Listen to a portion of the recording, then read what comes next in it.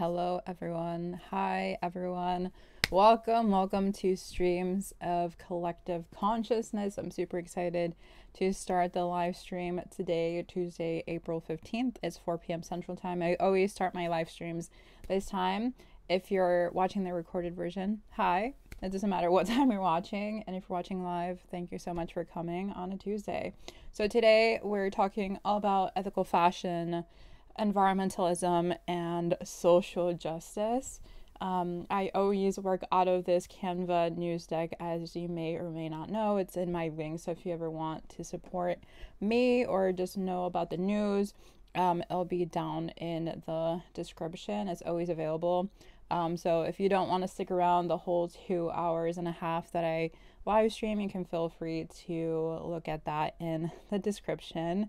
And you can also skip through. There's a bunch of stuff that has been happening this week. But yeah, that's basically the vibes for today. Very structured live stream. I always work out of this Canva deck.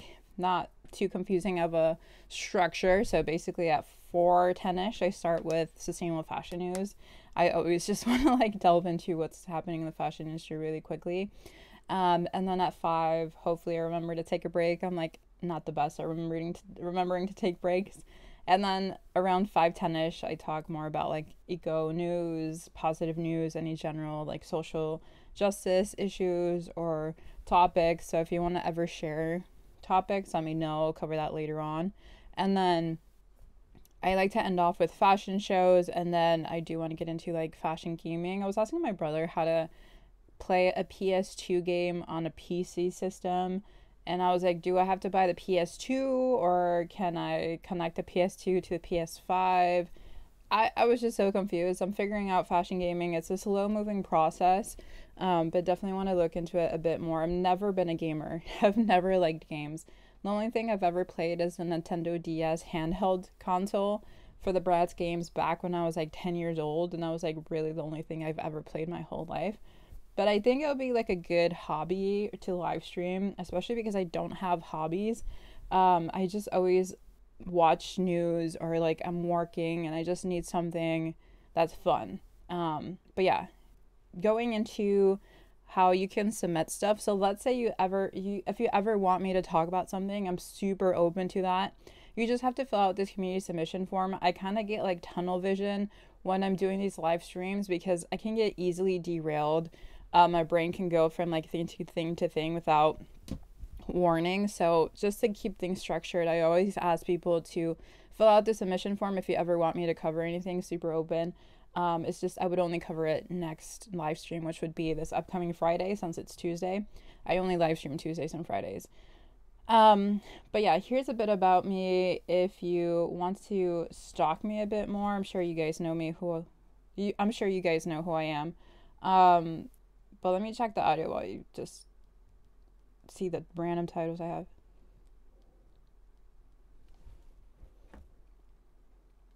Okay, so that's just a sneak peek about me. It's not that serious. I always say I don't really care about titles. I don't care about professionalism. I just really care about ethical fashion, about sustainable issues and solutions in the fashion industry. And I try to have an intersectional approach. I try to talk about environmentalism and social issues, not only in my podcast, but in my YouTube videos and my live streams and everything that I do. I always try to have an intersectional solution. I do have a socialist leaning, so that's my political ideology, but I don't really talk too much about politics in these live streams. I talk more so about our community, highlighting good solutions, and also just analyzing what's good and bad in terms of solutions to fast fashion, which we'll get into today. There's just been a lot happening with China and the luxury fashion world. But if you ever want to join the Slack channel to be part of the community, that's something that can be part of your world. And then you can also be a sustainable fashion writer if you ever want more experience around that. I always just keep that option open because when I was 16 or 18 or whatever, I'm 28 now. I wish I had someone that gave me an opportunity to write about this, to have a platform without having to go and do a whole website or plead for someone to give me a chance. So that's just a volunteer role for whoever wants to get more experience about ethical or sustainable fashion And then as always, I'm always working on the Substack newsletter. It's going to be once a month to do like a recap of stuff that's been happening in the fashion industry. So that's just a resource in addition to the live stream that's coming soon. So we're going to get into the news right in this slide that's down here, if you can see. But I always like to do like a personal update, a really quick one, just to personalize things. I often feel like sustainable fashion or environmentalism or social justice can be a very like heavy, intense topic, and we kind of forget that humans are behind the very issues that we're talking about and grappling with. Like, I'm just a person online just trying to figure out what's happening and to process it, hopefully with other people that are like-minded. If you're not like-minded, that's totally okay. Like, that's where dialogue can happen. But I always like to make things more personal, just because we can often make things a bit too abstract or too, like, I don't know. It just becomes an ideology and not like a human-centered thing, if that makes sense. Like, for example, Twitter is just all about your opinions. Everyone's just like fighting with each other, and I'm like, oh my gosh, like, I really don't want to be on this platform. But yeah, I think you get what I mean. Like, personal tangents are good to know the person behind the efforts. But yeah, I'm 28 right now, based in a suburb near Chicago. And I actually was saying in my last live stream I wanted to move to Milwaukee because I have affordable housing. But I did find this local organization that's hiring for like a communications role. And that would be like the only real reason I would stay in my home city. I've been in my home city for a year now, and I was born and raised here. So I'm trying to see whether I would actually end up staying in my home city for that job. If I do hear back, it'd probably be a month process. So we'll see about that, but it's a really great job. It's for like a union, and I have experience as a tenant union activist in the past, and I've also been in environmental activist spaces. So it will actually line up perfectly. They talk about like worker rights, environmentalism. They have a very intersectional solution-based orientation, and I really respect that. But given the job market, I don't even know if I'm going to get it. But if I do get it, I'd end up in my home city and probably have a studio here in my home city. So there's a lot going on personally. So the news that I show may be a bit like biased because I'm so busy in my personal life. But one of the things that I've been seeing a lot on my For You pages and like everywhere, honestly, has been how China has been exposing luxury fashion. And this is like what I live for, because often enough, like, what we think about China is like cheap, poorly made. Like, there's so much drama with the tariffs. There's so much racism that Trump is putting onto China, which is unjustified. To be clear, I do not agree with Trump, nor his racism, nor his imperialism, nor his constructs of the supply chain. But I love how like the Chinese manufacturers recently have been fighting back. And if you don't know what I'm talking about, we can definitely take a look at some of the videos. But basically, it's a lot of like Chinese manufacturers exposing that they basically make luxury fashion. So what you thought was like exclusive and artisanal and beautiful and like, you know, exclusive is actually made by the very hands that we quote unquote think are, you know, unskilled and less than, and all these other weird narratives that we put on Chinese people. But actually they're the ones creating our luxury fashion. And there's a lot of dialogue and criticism of the luxury Chinese manufacturers, and we'll get into that. But let's see just a recap of all the videos that have been circulating to get context. These designer bags, they produce their stuffs, of course, in China as well. Because just look at the bags, they look crazily familiar. Some say as long as there's a tag saying made in China, the bag can never be luxury. However, in fact, more than 80% of the luxury bags in the world are made in China. But those luxury brands just won't acknowledge that. They take almost finished bags from China factories back to their own factories and just do the repackaging and logo installing, something like that. That way, the bags will appear at their boutiques as made in Italy or made in France. You know, those sophisticated European countries, which make you feel mysterious, royal, and thus luxury. Now, the thing is, to pause there, this is basically calling out the entire supply chain of luxury fashion. Like, we have no idea where our luxury fashion is coming from, and this illustrates it.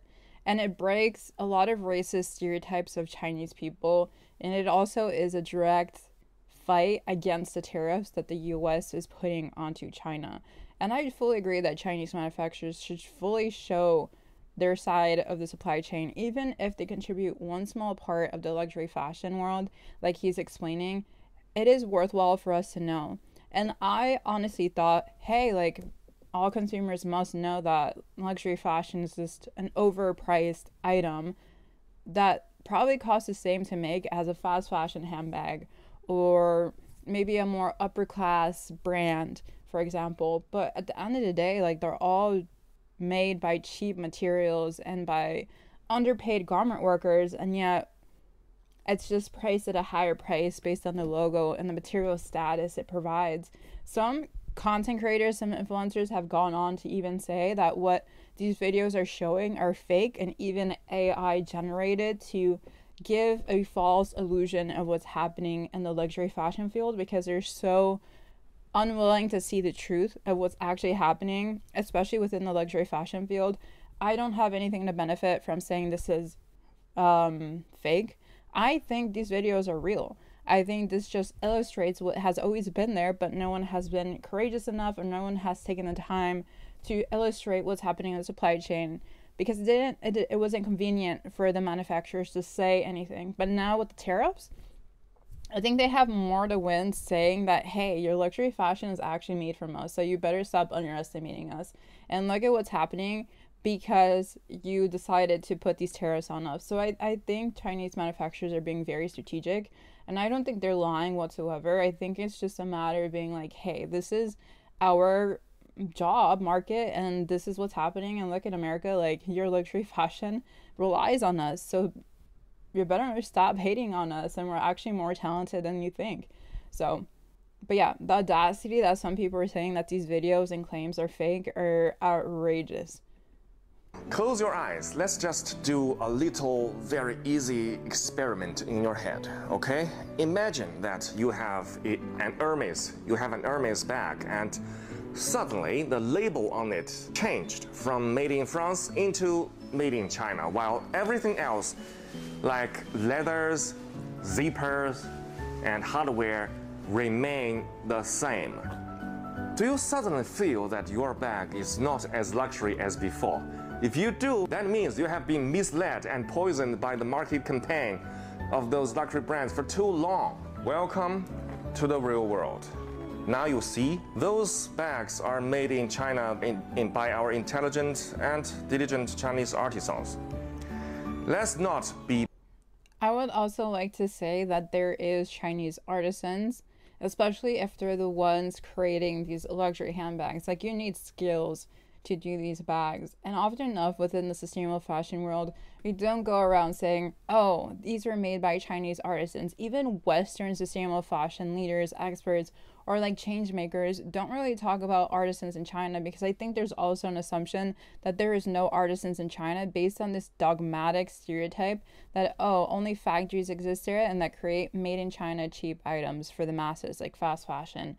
So I think this is also breaking a lot of ideologies and misconceptions for even sustainable fashion advocates that should know better about how the supply chain works and about the very racist narratives that exist within the fashion industry. And he himself is calling that out. Like, would you actually support or buy this brand if you saw it was made in China? No, given all the context we have on China. We've learned to hate them and to demean them and say only cheap things exist.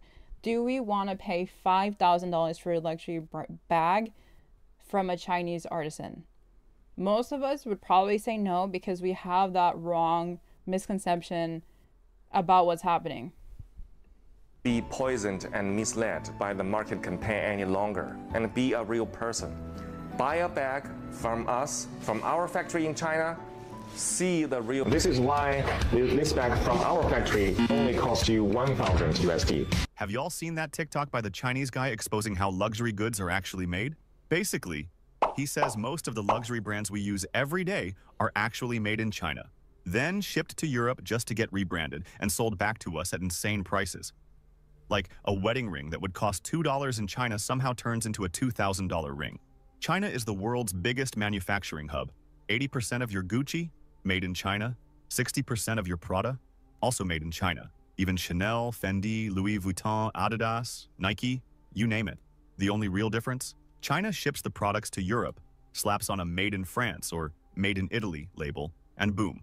Luxury? It's ridiculous. While people are out here clowning Shein and Temu for being cheap and low quality, the expensive stuff you think is handcrafted in Paris or Milan? Yeah, that's made in China too. So what are you really worried about? Come on, your MAGA hat? That's made in China too? Wholesalers, it's I think what we're worried about is not understanding where our stuff are coming from. I think this new wave of information about Chinese manufacturers exposing where luxury fashion is actually made is basically giving a wider lens or wider perspective of like what is actually happening within the production of goods, called the supply chain. And it's so complex that not even like sustainable fashion experts can really fully understand where something is made. That's why a lot of times I'm like, yeah, let's just choose local, let's buy secondhand, because even myself, I fully don't understand the complex supply chain where all our stuff is coming from. Like, I wish I could explain how a fast fashion supply chain works, but it's so utterly confusing and it's so different for every brand. And then if you zoom out and look at that on a big picture, it just gets so much more complex.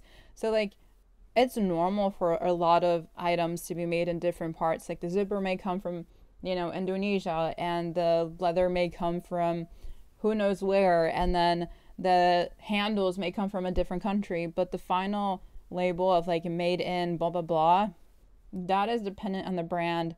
And it's just, we don't know the full story behind that just simple label. There has been some laws that have tried to give a better explanation of like the different parts of the supply chain within the tag for better awareness. There's been some laws that have tried to tackle it, but there really hasn't been much progress. It's unfortunate, but I think this recent news about where things are made in China is a good thing for all of us. Even if it's disappointing, even if we don't care about luxury fashion, I do think it's needed in midst of all the hate that China is experiencing.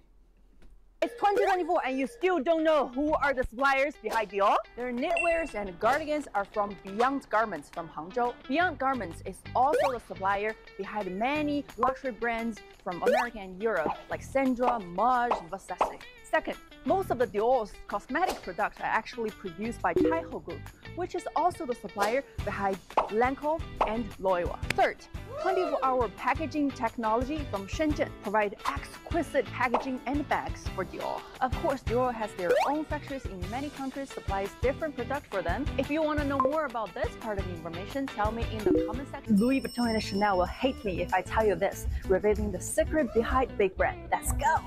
Hang Long from Singapore, or Bodin Jurax for their lambskin from France. Tannery Haas, Italian Tannery, Fight. Labri Tecna from Italy. Guess where I found all those secret suppliers? All in APIF Hong Kong. It's only the first day of this exhibition. There are still 2 more days to go. Don't miss this. The Chinese. So going back to her, if you see, she's basically illustrating the suppliers that make the bags or the products for the major brands. And there's been some dialogue that they're only doing this so that they can have consumers directly buy from the consumers versus the luxury brand. Now, I don't really see this playing out like this because most average American consumers are, in my eyes, sad to say, but like very lazy. So I don't really see a lot of American consumers trying to like find Chinese suppliers and buy directly from them. I just really don't see that happening, especially with language barriers, and like trust is a huge thing within the consumer shopping world. So if you don't know the supplier, if you don't trust them, then it's going to be a bit more difficult or a bit more risky to buy from the suppliers, even if it does come at a cheaper price versus buying from a luxury brand. But there has been some contention like, oh, they're only doing this or only making these claims so that consumers can buy directly from these suppliers and eliminate the luxury brand. Secret supplier. Also, my AirPods have been working really weirdly for some reason, and it just disconnected. So let me see what is happening with these AirPods. But yeah, I just generally don't think why we're saying that these claims are fake, to be honest. I don't see the legitimacy in saying that these things are fake. The claims are fake, at least. Okay, my AirPods are connected back in. Are the Republicans after me? Every time I say something a bit more controversial, like, my stuff just ends up not working. Okay, we're back though. All in APIF Hong Kong. It's only the first day of this exhibition. There are still 2 more days to go. Don't miss this. The Chinese takedown of luxury goods is wild right now, because luxury goods are a huge source of soft power for the West. Soft power is power through things like culture, music, even language. Like US TV shows, that's a form of soft power because it makes the US aspirational and desirable in some ways. So with luxury brands, Fendi, Prada, Gucci, these Birkins, it creates this aspiration for the West, or aspiration to be European in a way, showing that Europe is this gold standard of quality. But when China's revealing that 80% of anything you buy that's Gucci is made in China, that over 60% of anything that you buy from Prada is made in China, that the only difference is that they send it over to Europe and then they stitch on a made in France or made in Italy little label. It's the ultimate pulling the curtain on the wizard in The Wizard of Oz and showing that there actually is no real magic and power in the person who's controlling Oz. I think it's going to be really interesting because there is such a stigma of something that's made in China. There's this perception of lesser quality in the West, but when you reverse that paradigm, when you show that all these goods that you thought were better because they came from Italy or France or wherever, when actually, in actuality, it comes from China, you're forcing consumers to reckon with why they make choices. So if consumers are going to start questioning the perceived worth of luxury goods, consumers are going to then realize that luxury brands are just high markup middlemen. They're just peddling an idea of something versus an actual quality good. And you can just then cut them out and go to the source. And so I think what China is doing right now, by shifting this perception of soft power, by taking back soft power, by showing real power in infrastructure and manufacturing, we're going to see a real flip in a lot of things, whether it comes to labor market, whether it comes to manufacturing, whether it comes to who buys luxury goods and perception of luxury as well. And so, I don't know, I'm just in it for the ride here. Have y'all seen the TikToks that China is putting out about all the secrets on how luxury items are made, and they're just slapping the names on it?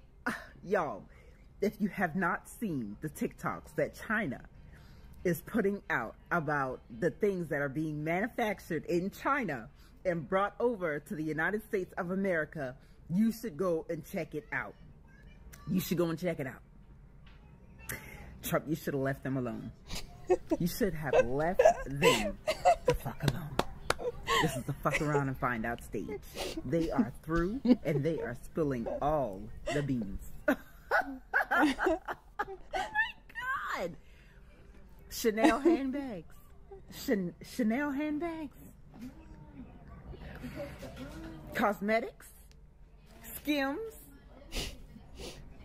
Y'all are done. Done. It ain't no way we've been getting finesse like this, y'all. And China... I love her so much. I mean, it's so true. I think China has effectively destroyed a lot of this perceived value in luxury fashion owned by major European countries, not only the United States, but also like Europe, it's a cultural shift. I don't really see a lot of consumers buying from suppliers, to be honest. That's just my perception or my guess of what's going to happen next. But I do think more people are going to be hesitant about seeing the value of luxury fashion, given that they know it's being made from this background now of Chinese garment workers and Chinese factories. They may not want to buy luxury fashion because they don't think China is producing quality goods. So that doesn't really work in favor of China, but I do think they are in some way reclaiming this idea of like, yeah, we're actually very skilled.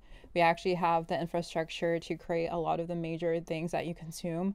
And just a reminder that we're more skilled and intelligent than anyone has made you believe of us. And I think that at the end of the day is what I really care about, that we see Chinese citizens and workers as really valid and talented in their craft, and that we should just care about them a bit more. And I think what seems like a recession. So I think all those factors combined, especially with the tariffs, will make just luxury fashion seem a bit more weird. Yeah. I think luxury fashion has always been weird, to state it simply. Like, it's always been like for the wealthy elite. I don't get what luxury fashion is even for. Is it like for the logos? Sorry if I'm like glitching out. There's been some glitching problems recently. I just think it's because I'm in like the basement area of the house. But yeah, it's just to say that luxury fashion is so weird to me. Like, why do we have to pay so much money for like a bag? Like, it's never been a practical thing in my head. Like, why pay $10,000 for a bag? Like, are we so desperate to show our material status or material class, or like how much we have through a material thing? Like, I don't get it. Like, I don't even know how to explain it. Like, I just don't get it. Cosmetics, Skims. Y'all are done. It ain't no way we've been getting finesse like this, y'all, and China just exposed it all. So boom, Americans out here dropping $800.12 and even $4,000 and more on design of clothes, thinking it's all luxury, all high-quality clothes, the high-end stuff. But China just pulled the curtain back and showed the world that most of the stuff is made in the same factories with material that costs a fraction of the price. So we're talking shoes that cost $30 to make, but is being sold in US for $700. And we're talking hoodies that cost $10 to make, that's being sold for over $300, and jeans that cost $50 to make, that's being sold for over $300, sold for $5 to $1,000. That's not my end. That's robbery, y'all. And this is the crazy thing. This is not even new. A lot of people just been blind to it. They think it just because they got a fancy label, that means they cost more. In reality, that just means the mock UPS is better. China basically said, hey, y'all go now. Y'all better act like, you know, and now everybody mad. They not mad at China. They mad at the brands that been overpricing this stuff they've been buying. They've made at the brands that they've been worshipping. See a liquor, no Diddy. They see. And now they were never buying quality, they were buying status. And they finally waken up. All of this happened because of this tariffs. People would have never knew, or some people was really too blind to even notice the fact. But now everything is front and center for everybody to see. So if you wanted them, people that dropped the check on this design of, and now you feel played, let me know down below in the comments. Let's talk.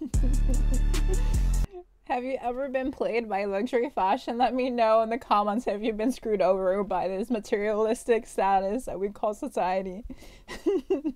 Have you been played by logos? Let me know. Oh my gosh. Okay. Oh my gosh.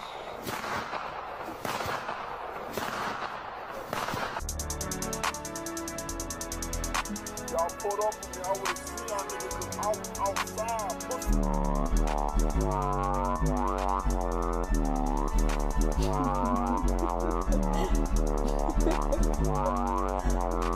This Birkin bag at Hermes boutique will cost you 38,000 USD. But what is the real cost out of the factory? Today, I'm going to break it down in front of you, step by step. First thing first, Hermes only use the leathers from the 3 top-level suppliers. One is called Muti from Italy. And the second is Weinheimira from Germany. And the third is Daus from France. One piece of Togo leather the same leather as this one, will cost 450 USD.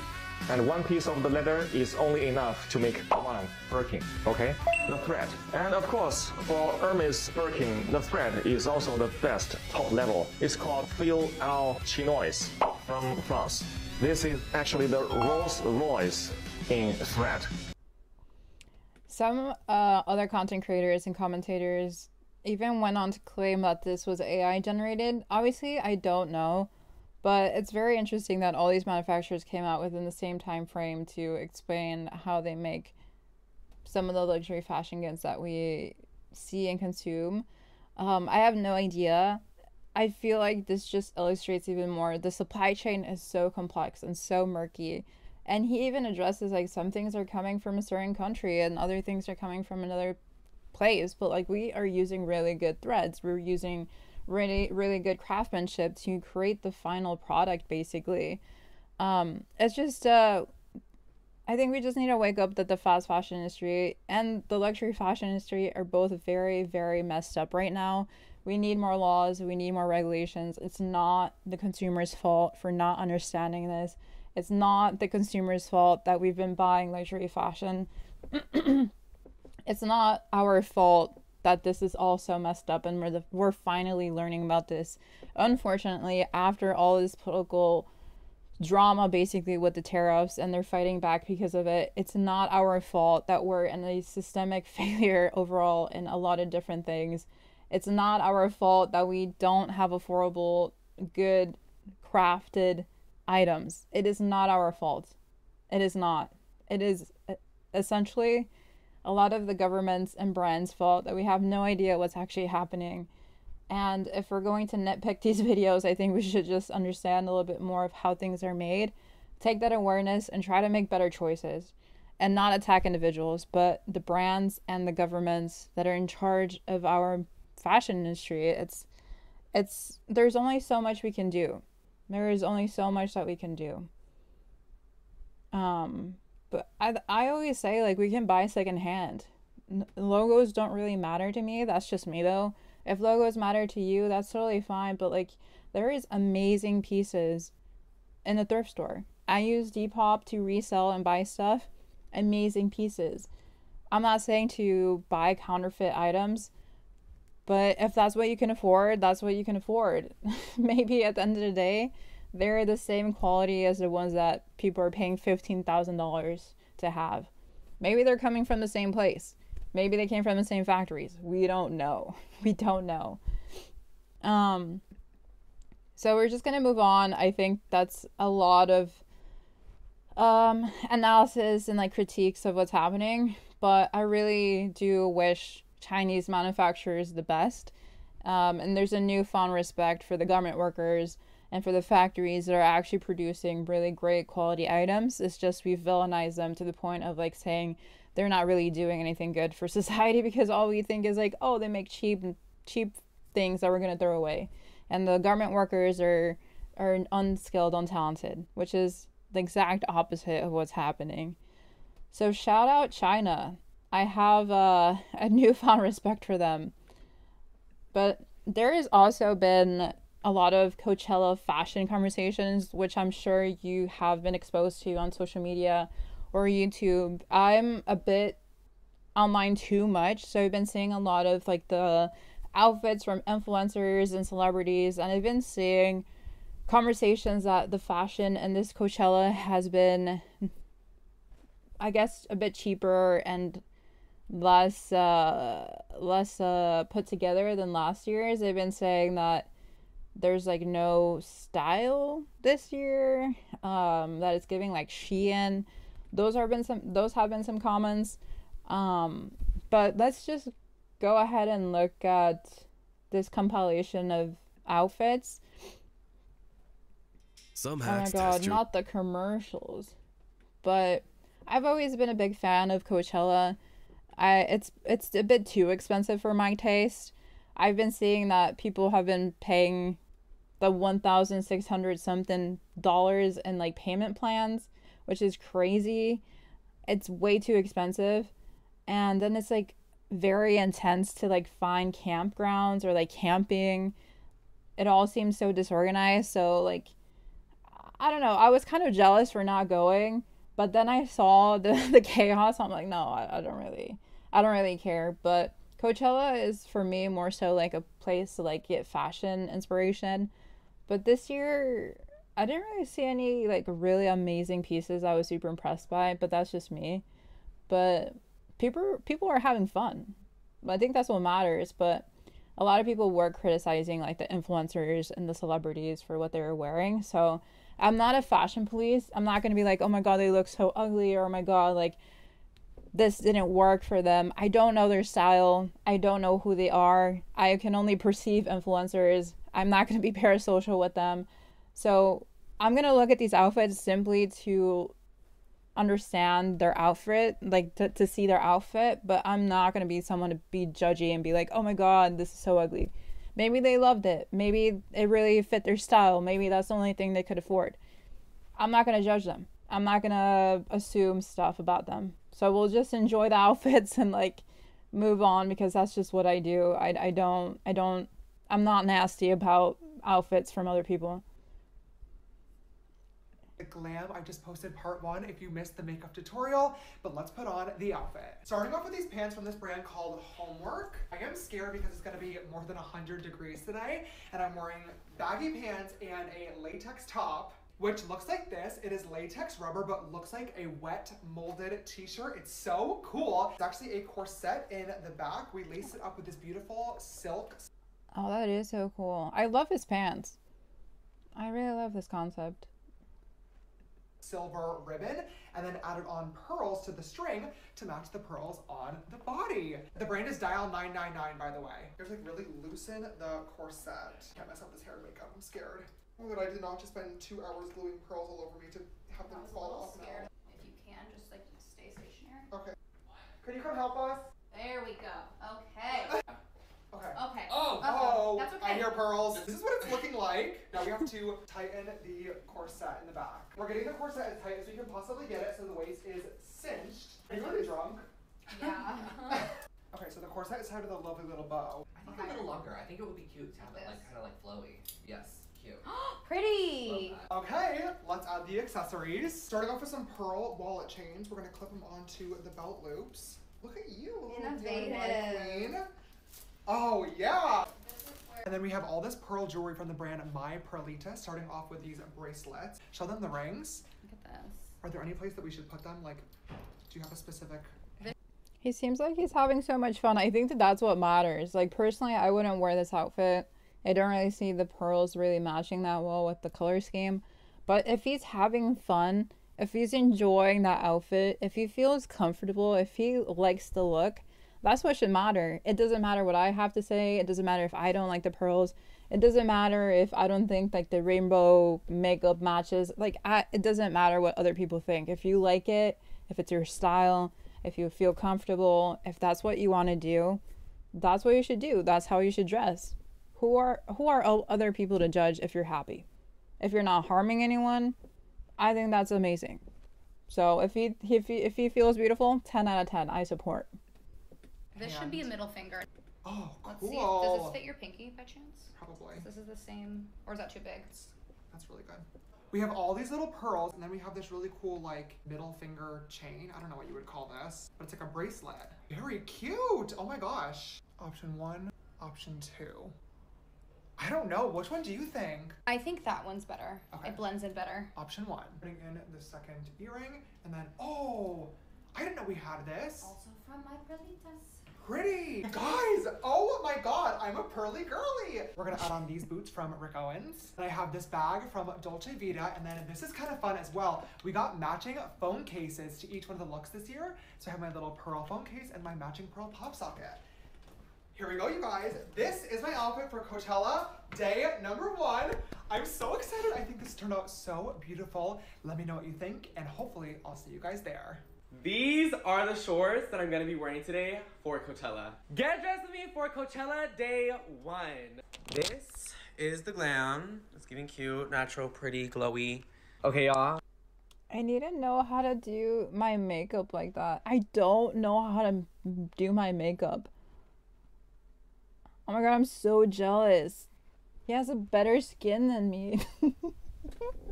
Wait, I need to know how to get this look. I'm so jealous. Ah, so pretty. It's like glowing. I don't think he has a filter on. I do not look like that. I need to know how to do my makeup. What brands are you? What? I need to look like that. I am really nervous for this outfit because 1, it is really heavy. 2, it is very revealing. At least the bottoms are. 3, it's metal. I honestly didn't even think about Gaga while planning this outfit. I thought of this outfit like 3 months ago, and then it kind of just fit perfectly because Gaga was playing on the first day, and I wanted to wear this outfit on the first day. Let me just shut the fuck up and put it on. These are the shorts that I am gonna be wearing today for Coachella. Wish me luck. I could never have the confidence to wear those. Oh my gosh, what a queen. Oh, if only I'm taking inspiration. He's just gagging me. Like, I can't even speak when it comes to him. I need to replicate him. I need his vibes. You guys don't even understand how heavy this is. Honestly, you probably do understand. You can literally envision how heavy it is. It is so heavy, and it likes to slip down, and the chains like to come apart. These are the shorts. Oh my God. All on, you guys, I wasn't playing. Like, I'm basically fucking Corrado. And I'm not even gonna show you the back. You're gonna have to go to my IG for that. Okay, now this is the top. You guys, it is so pretty. Oh, you guys, I just saw Louis' outfit. He looks hella bomb. Okay. Oh shit. Okay, there, come. Let me guess. You're thinking about going to there. I'm just like processing this. I wish I had the confidence. I really wish.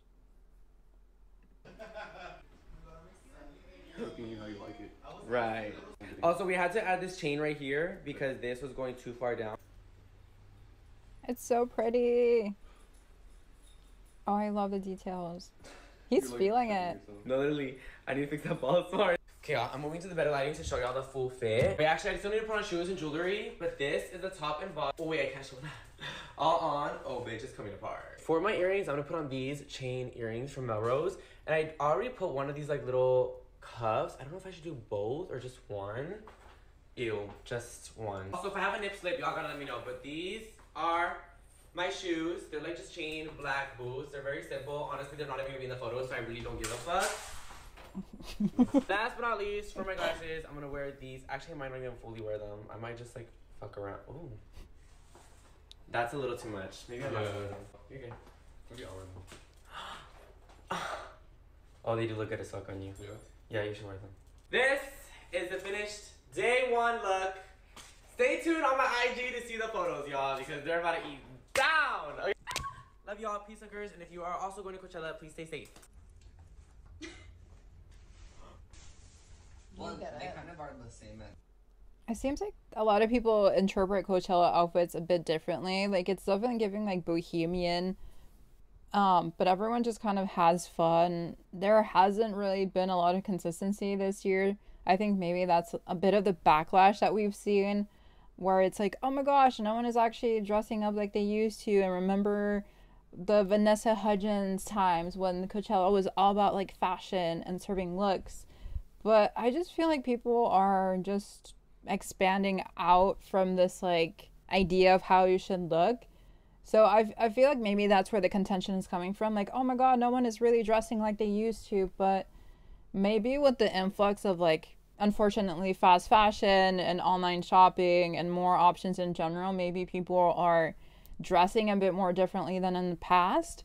That's an assumption. I don't know. But I really love how they're having fun. I feel like they're just glowing and they're excited for the music. They're figuring out like what makes them comfortable but look unique. So I don't know. I would love to have the confidence that the last person was having. I don't know him, but he seemed like he was just having so much fun.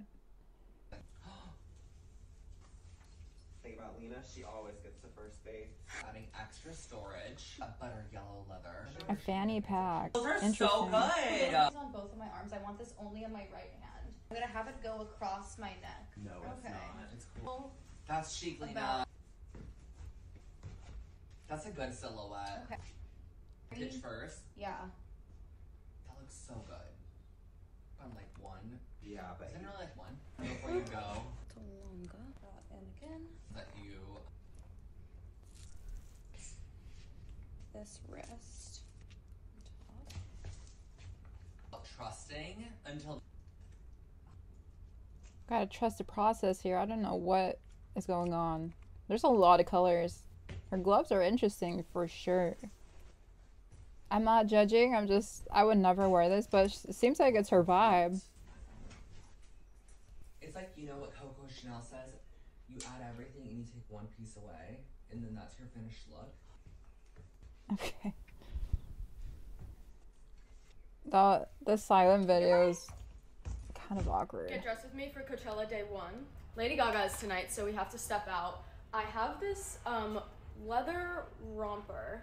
I don't really know how to put this on. We have no idea how to tie this. I think this ties in the back. Holy F, that was 20 minutes trying to get this on. Okay, we did it. So this is the first layer of this outfit. I don't know how I'm gonna go to the bathroom. But I think that works. I think that's on. That's as on as we're getting. These boots from Naked Wolf, so I think that these will be really comfy. But I think this is really fun. I love this outfit. It might be my favorite outfit of the weekend. Some earrings. Also, I don't know, should I keep this? Oh my gosh, she's gonna get sunburned. I feel for them. Can you do 3 days of Coachella? Personally, would you be able to survive it? I'm such an introverted person and I like get overstimulated so easily. So when it comes to like female outfits, especially, I'm just like, girl, you're gonna die out there. Hopefully they've protected their skin. I'm such a mom sometimes. Did you guys put sun protection on? But that doesn't look comfy. I feel for her. Sometimes being a woman is so hard. Oh, I love her. She's an influencer I watch on TikTok and I love her outfits. She's so good. 3 options. Okay, first one is bedazzled. This one's also sparkly. This one's like a crochet sequin. Okay, we're going with this one. Y'all convinced me. Guys, my sunglasses are so cool. I got these in Gentle Monster PR. Alexa, play Lady Gaga on Spotify. For my purse, I will be using this entirely non-functional star-shaped metal balloon. Let's see if my phone fits in this. It doesn't. Okay. I should probably just wear this to keep the sun out of my face, and then I can take it off for photos. And I'm gonna try to vlog everything, so I will keep y'all updated. Okay. I think that's enough outfits. As you can see, everyone is just kind of doing something different. She went for the more traditional route, which if that's her, that's her. A lot of people were criticizing this one, Charlie Damelio, but if she's having fun, she's having fun. She's giving cowboy vibes. But everyone has their own style. Just because you're going to a festival doesn't mean you have to dress like everyone else or go based off of what everyone else has done in the past. And there's also 2 weekends, and it's a 3 grueling day process if you go to all 3 days. So like, it's up to them. If they're comfortable, they're comfortable. If they want to be stylish, they can be stylish. Either or, like, that's on them. Also for men, I feel like men are not that talked about in Coachella, but they also dress up and have some sort of pressure to look a certain way. But like, if you just want to be comfortable, just be comfortable. Like, who cares at the end of the day? There has been a lot of feedback though, or like pushback about Shein being heavily involved in Coachella, to the point where there's been a lot of like Shein hauls on Coachella, and it's been a thing in the past as well. Like, Shein hauls with every major event has always been like a thing. And so Coachella Shein based hauls, Coachella Shein videos have emerged, like this one. This is a Shein outfit. I'm gonna not play the music. But yeah, this is a Shein outfit that someone was showcasing for the festival. Now, there's been a bit of conversations like, should people wear Shein for like one-time events? Like, is she really going to wear this outfit again? Now, that's up to her to decide. Like, we can't assume just because you bought Shein for Coachella means that you're going to throw it away. Hopefully they don't throw it away. Hopefully they continue to have it in their closet. Maybe she can pair those orange shorts with another top during the summer. Maybe she'll wear the top again with a different combination going forward. So I just always hope that they're keeping what they're buying, even if they intentionally bought this outfit for like Shein. I just hope they love it and continue to wear it. Maybe the fire sunglasses are not the most practical thing. Maybe overall the look is a bit loud and doesn't look the most aesthetic, at least in my opinion. But if they continue to use these items, they can be sustainable fashion. They can be items that can last years, as long as you take care of them, obviously. But unfortunately, a lot of times we just like donate or throw it away. But it's just a matter of changing our perceptions and like how we see clothing. So yeah, hopefully she holds on to these pieces. But that's one example of a Shein outfit. But to move on for the matter of time, I've been talking about Coachella for a while. But moving on to more important topics, still about Coachella though, Bernie Sanders actually went on to speak in Coachella to present Claro for a bit. No one really expected this. No one that paid for the tickets for, I think it's Claro. Claro. I don't know how to pronounce her name, but he introduced a singer, and the people that actually paid for the tickets didn't even know he was gonna go speak at Coachella. No one really knew, so this came to a surprise for me as well. But I think Bernie's so great. Like, he continues to try to reach people as much as he can. He's currently on tour to stop the oligarchy. So he's been busting his butt to really emphasize that we're in a moment where we have to take action, and I truly respect him. People will villainize me for being socialist or having communist or leftist leanings, but like, we need to care about others. We need to care about the earth, especially when we're in a climate crisis. That's why I do these live streams. Sometimes I feel like I'm speaking to no one, but preaching the same thing to myself in my room all day, every day. But if we can all find things that matter to us and do it, then we should do it. Like, I find resonance and like energy and joy live streaming. Hopefully more people come and learn and come and share a space where we can talk about these together, where we talk about these things together and we find community in these things, so we feel less alone and we can humanize our struggles a bit more. But Bernie for me is such an inspiration because he's like an old man that continues to do all these things to like continue to inspire people to do things that are in alignment to their skills, to their concerns, to their path. Like, we can't continue to do good stuff and still have like, you know, our education or have our job. Like, we can step up no matter where we're at in life, and I think that's really cool. So let's hear what you said.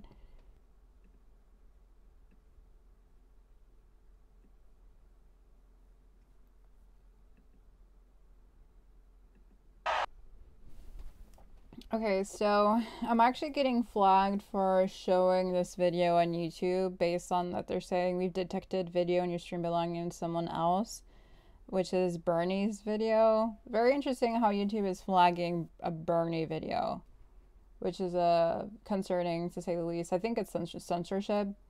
Every time I talk about more leftist ideologies or talk about my disdain for Trump, I always get some sort of problems on YouTube. I don't know how to explain what's happening with YouTube. Maybe they don't really want me to talk about this stuff. But they're flagging me that I'm using someone else's content. So I'm just gonna leave it there and say shout out to Bernie for always doing the most, because he's already on tour. He's going from city to city to city relentlessly with AOC to talk about the crises that we're in, to talk about us, to talk with us, to talk to us about stepping up, taking action, to care, to fight against our current political times where Trump is doing the most toxic actions and pushing the most toxic ideologies, to be honest. So to have him show up to Coachella is a major win for me in my eyes, because sometimes it's just easy to forget about things, to be like, oh, I'm just gonna go to Coachella and I'm just gonna listen to music, I'm gonna have a fun time, think about my outfits. And then to have Bernie stand before you and remind you, you have to care, you have to step up, you have to do something.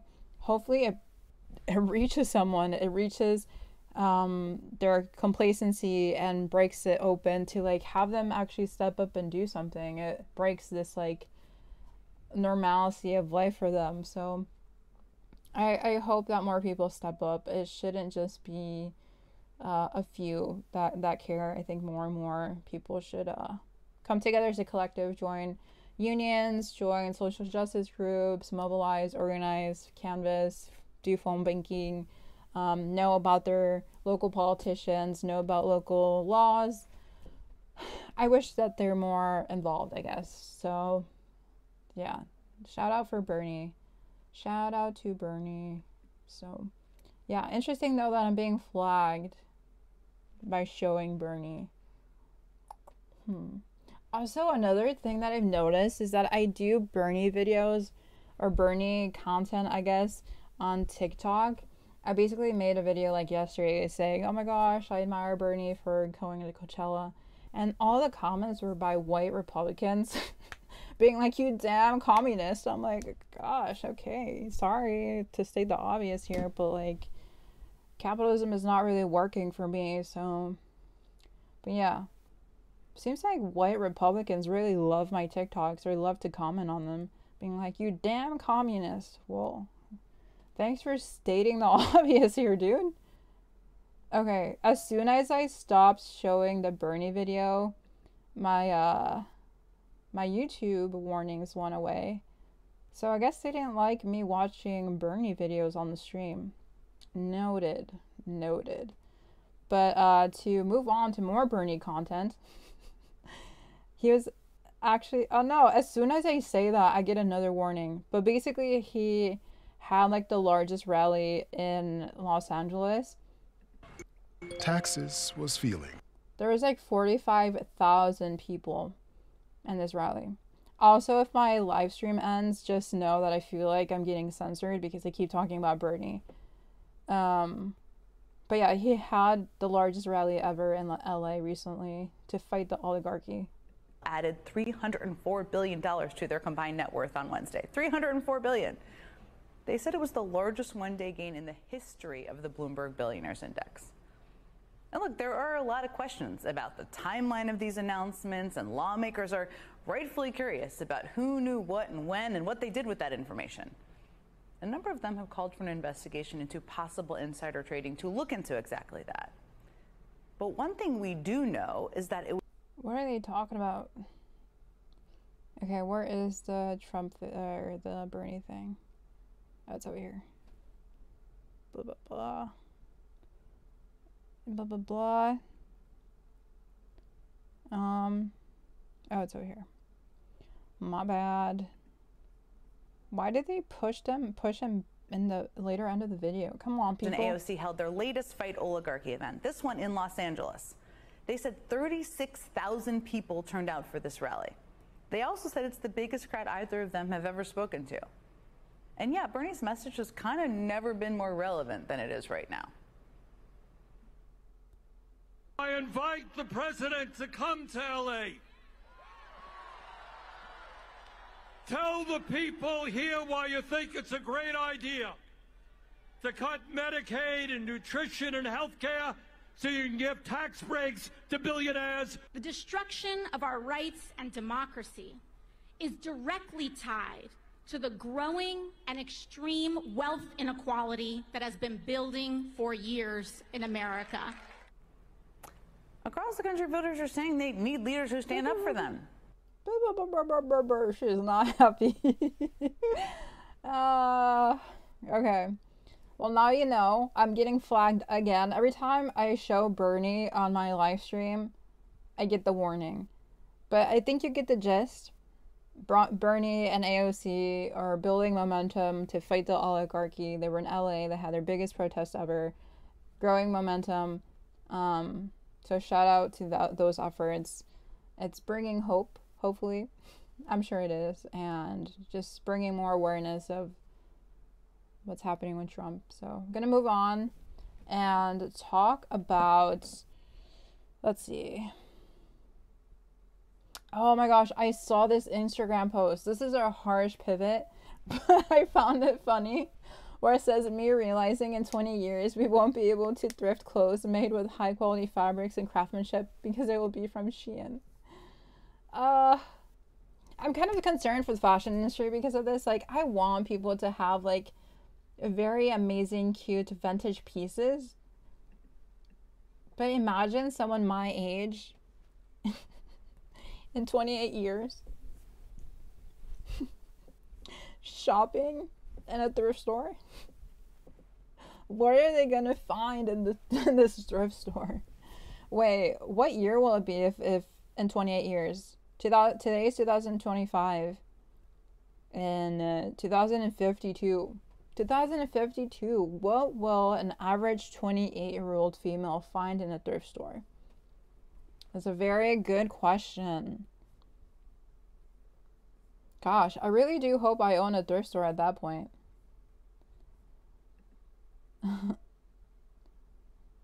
Oh my gosh, I really am concerned with where things are heading, but I'm hopeful that things can continue to improve and we can find solutions.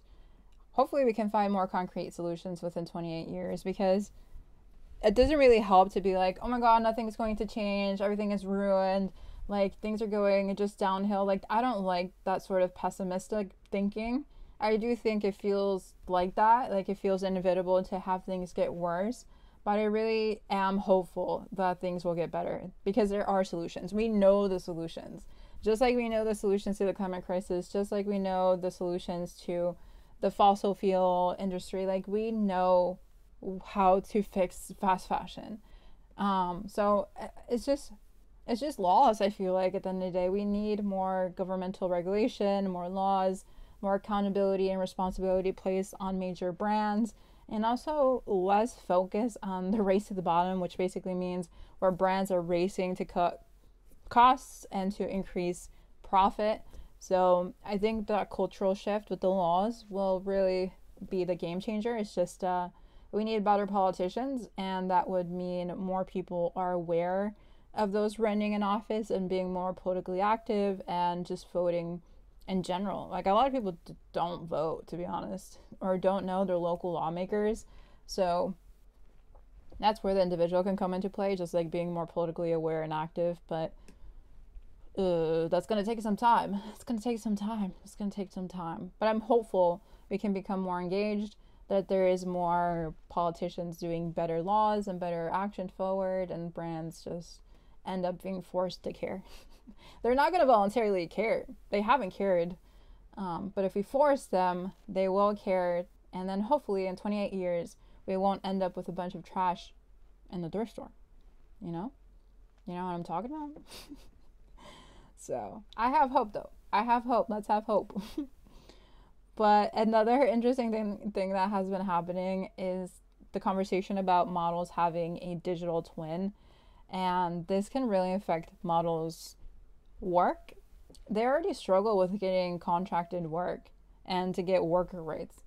So this article is by One Granary, and it talks about how AI is affecting the fashion industry. So they have a series where they explore the impact, the good and bad of AI on fashion and the creative industries.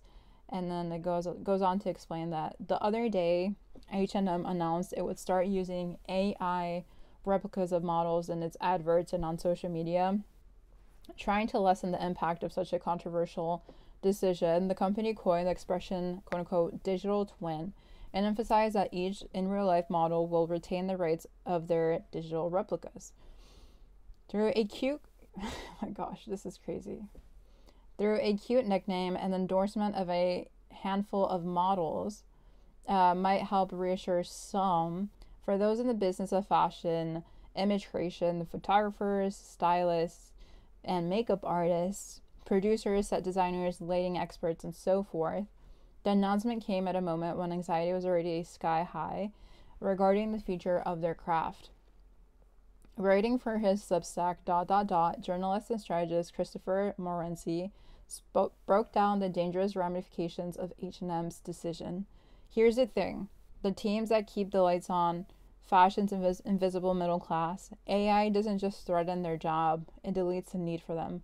So no, these brands examples are just brands playing with a new toy. This is a creative line being crossed, because when you remove the people behind the image, you don't just lose a job, you lose the soul. As part of this essay, Christopher interviewed model Ben Allen, who shared these concerns about AI creeping into his line of work. Here's Wait, what? Here we're publishing the conversation between the pair in full, which gives shape to some of our biggest questions of this subject. Could embracing digital twins inadvertently erase decades of diversity efforts, reverting fashion to a sterile, homogeneous landscape? What critical risks do models unknowingly accept when signing their likeness to brands? And are they inadvertently selling their professional fate? Interesting. You can see the full interview with those questions in the paid subscriber magazine, but I only have access to the free one. But I wonder if there's anything on YouTube that talks about the digital twins that H&M have created from real models. We shall see. We shall see. We shall see. Digital twin H&M. Let's see. Okay, here we go. H&M is betting on AI. They're creating digital clones of their models. Fashion site, the business of fashion, shared pictures of these AI doppelgangers, and they look super real. How will H&M use them? Social media ads, short videos? It's not clear yet. And they're not the first to dip into the technology. Levi's and Mango have already used not just digital clones, but fully AI-generated models and got major backlash. Why do people hate this idea? Couldn't it be a good thing? But first, how are they created anyway? H&M's digital clones are based on real models. It'll work something like this. To create the digital doppelgangers, they take tons of pictures, in motion from different angles and in different lighting. All those images are then used to build a digital version of the model. Now, H&M can put them in any outfit, anytime. Other companies go fully AI, no real models at all. Just upload a product photo, pick a model and a background, and let AI do the rest. With these tools, we could all quickly create fashion ads that look like real model shoots. Possibilities seem endless. Some see this as a positive. The appearance of virtual models can easily be tailored to the target audience. Brands can change body types, skin tones, even ages, to help you imagine how clothes might look on you. AI models have tremendous potential to really talk to the consumer in a very specific and persuasive way, because they can look very similar to themselves, the consumer and themselves, or a family member, a trusted friend. When it comes to digital clones, human models might also benefit. They can let their digital clone do the work and therefore need to travel less, all while still getting paid. So if virtual models are so great, why are people so upset about them? Well, there are some serious concerns. Companies that offer AI solutions for fashion labels say they promote diversity. But critics argue that brands should just hire diverse human models, because the people profiting might not be diverse. One example, artist Cameron James Wilson used AI to create the virtual model Shudu, a black woman. He marketed her to brands and magazines. But Wilson himself is a white man. Many people weren't happy about that. Also, AI-generated models might alienate us as consumers. I think very soon, if not right now, we as consumers feel really frustrated because we're not sure that image, that video, that recording of a voice is actually authentic. It's almost impossible to discern what is real and what is fake, at least for the average consumer. H&M says they label it whenever they use AI to create something. Social media companies have been trying to establish a standard for AI labels for a while now, but without real success. Lastly, there's questions of copyright and consent. Companies creating AI fashion models train their programs using photos from the internet, including real models' faces. Were they asked? Were they paid? Probably not. And even if it's a digital clone, who owns the rights to use it? The model, the brand, or the agency that built it? H&M says they'll do it the right way. The fashion giant said the models themselves would own their digital clones. They get paid every time the AI twin is used, and that they could potentially also use it to work for other brands. Workers' rights group Model Alliance said that this must be reinforced with meaningful protections. New York, for example, recently passed a bill aimed at protecting models.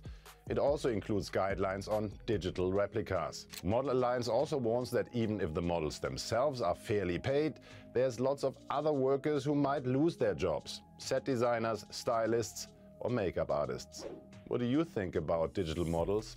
Let us know. Interesting. I don't trust it.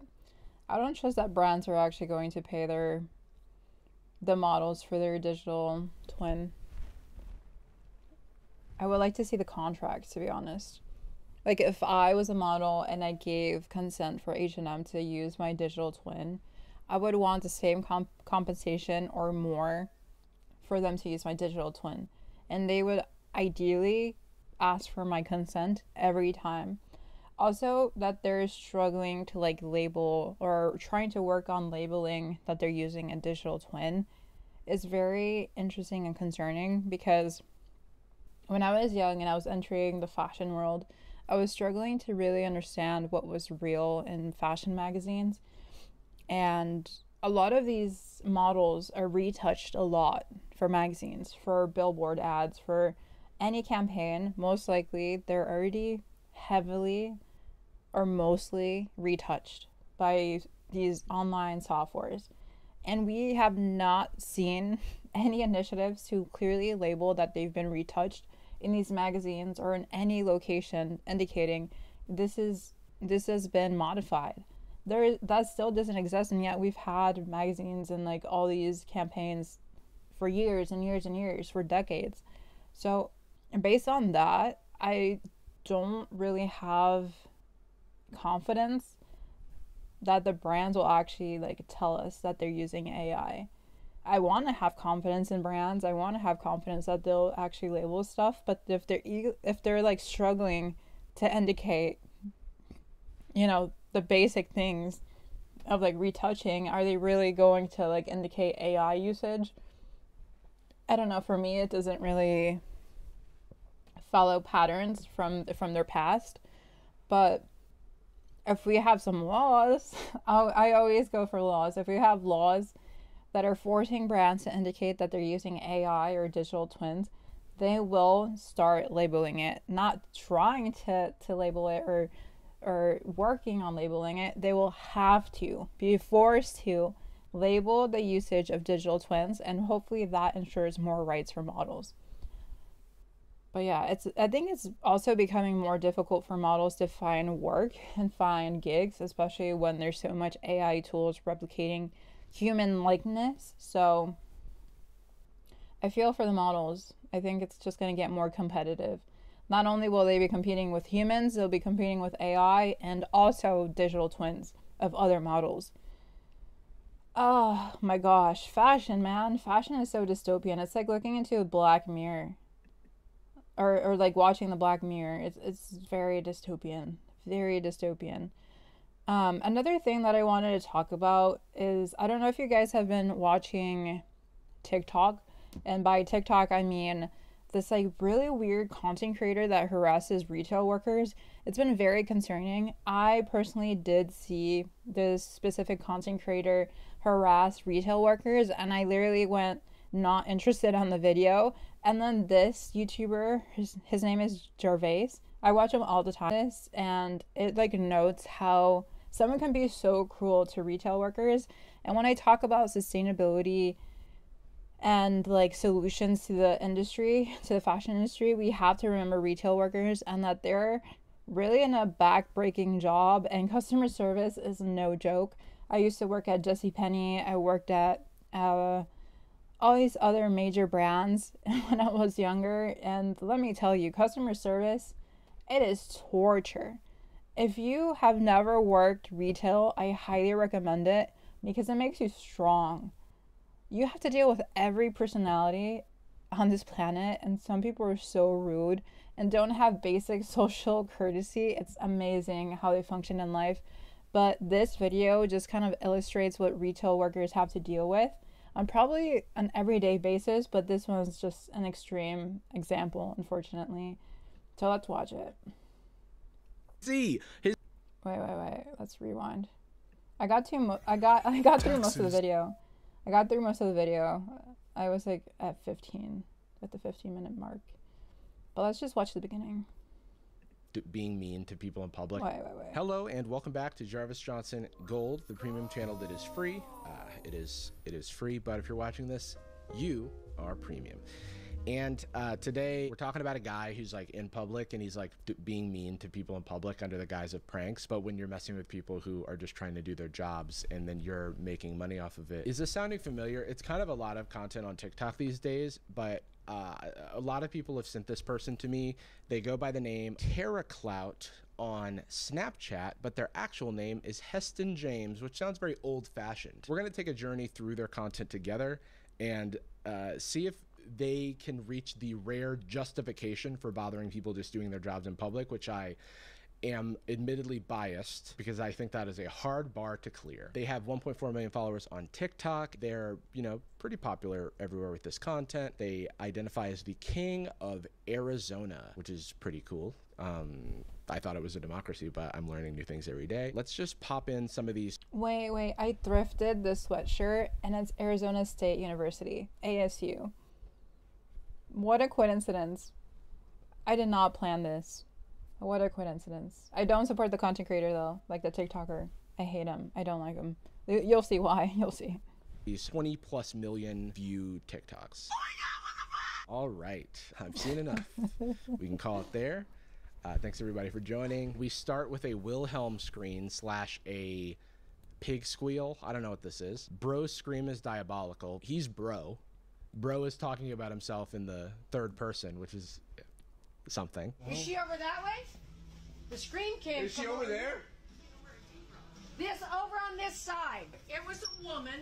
It was a woman, right? I think he came from me. Oh, okay, so he screamed and then started planting in people's minds that there is a woman in need of help. Really? This is your prank? This is my like issue with pranks. Pranks are tricky because a lot of them rely on abusing the goodwill of innocent bystanders. I don't want innocent bystanders to think to themselves when they hear a scream, oh, it's probably someone is pranking me right now, because that just amplifies the bystander effect that we already experience, and it results in fewer people getting help. Maybe that is like extreme of me to say. Maybe that's I'm taking it a little bit too far, but I will say that just in general, a lot of the pranks rely on like people having goodwill and then oops, gotcha. Hey, you were being a citizen. You were being a involved, helpful citizen there, and egg on your face, actually. You're the dumb one. She's probably hiding, you guys, but I would find her. Fuck! There it is. There's multiple of these. Can I just say it's so difficult to work in retail or in stores in general? I think the fast fashion industry does not talk about this. Customer service in these stores and in any store, it's grueling work. And it's usually like $15 or $16 or $17 that they get paid. And they often get like inconsistent hours, and they're lucky if they have consistent hours. And if they work full time, you know their body hurts because it's usually 8-9 hours of like being on your feet, having very limited time to yourself. The lights are bright, the music is always playing the same playlist, the customers are impatient and often in a rush or want what they want. And it's just, we don't really think about how much they suffer to give us the goods that we buy. It's just, to have someone prank them is beyond cruel. And I don't think the person pranking these retail workers have ever worked a job that involves 8 hours on your feet. I really do hope some people grow to have more empathy for retail workers. The video will show what these pranksters are doing. He's just taking a long time to like show it, but I do feel the pain of retail workers. It's grueling work. I wouldn't wish it on anyone. These guys, sorry, you had to hear that scream because it was coming from a different boy. I would say man, but I didn't. A different boy has Mr. President. I can't keep doing 9/11 jokes. She's doing this on purpose. Oh my God! Help! Oh, it's a. Where are you? It's a. Where are you? Cool, 30 million views. You did it. Are you proud? These are the types of people who will always like post on their Instagram about the haters and how they succeeded despite that. And this is the content that they're defending. So I watched the full TikTok and nothing else happened. It was just them leading well-meaning customers and employees on a wild goose hunt to find the boy in the trash can who was squealing, who was a different boy than was squealing at the beginning of the video. So there are now two boys squealing, and that's it. That's the joke. Let's find out if there's anything else, if there's any diversity to this content. I don't have great hope because this next video, he's wearing the exact same outfit. I need some help! You guys need any help? Thank you, I appreciate it. Tom, come help me, baby! Dude, who is this for? Prank your friends or some shit. At least prank people with whom you have something to lose, which is the relationships that you hold in your life. It's extremely childish, extremely obnoxious. And I feel a little bit like a crotchety old man saying that. I don't know, man. Not all content is created equal. Just when I watch this, I think about people who work at, you know, department stores or school teachers who have to deal with like middle school boys acting like this, and it's like, we are not paying these people enough. You're gonna have to go now. Me? But you guys are feeding yelling. each other. You're the only... Fucking A. Come on, dude. Sorry. I apologize. You keep getting blamed for stuff I'm not cool with. I'm a customer, guys. Well, I apologize. It's very much like, we're gonna have to find the guy who's responsible for this. Look a lot like a guy who goes around recording videos of himself screaming in stores. Are we being serious? Yes. Okay, we're all standing here. Yeah, and we're all standing here. My bad, man. I don't like this. They're so entitled when someone calls them out on exactly what they're doing. I bet you will see a TikTok of someone saying, "Are you recording right now?" And they'll be like, "No," while the camera's on. I say call the damn cops. Blamed you, and I'm sorry. Leaving in the guy apologizing when he was actually in the right is upsetting to me. I'm not gonna lie to you. Okay, so is this guy's whole thing? There's got to be more to this content. There is no diversification in his content. Most of it is just involving yelling, gaslighting, and it's so inhumane and it's so cruel.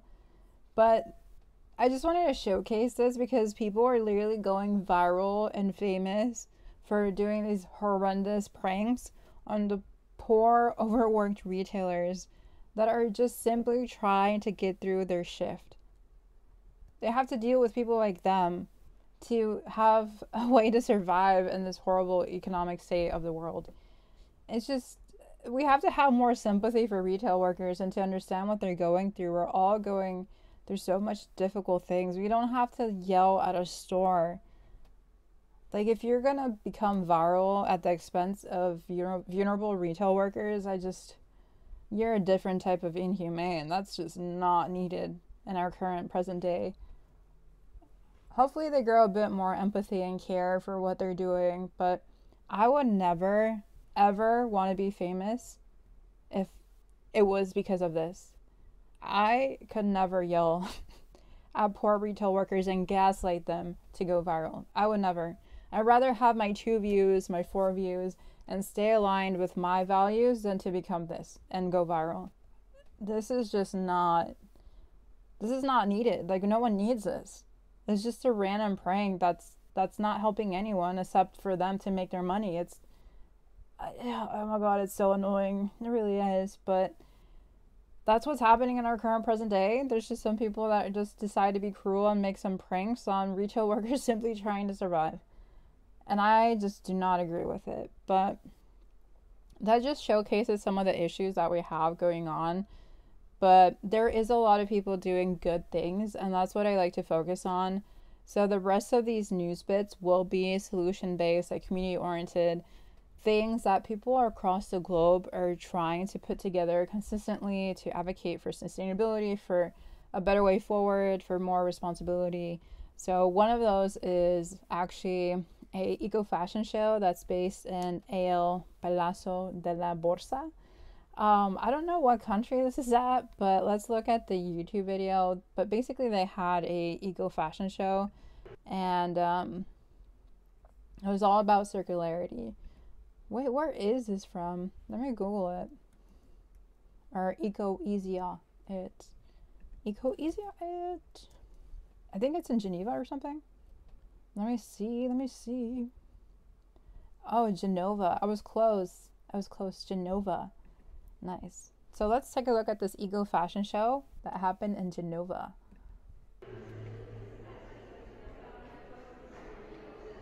It happened in April.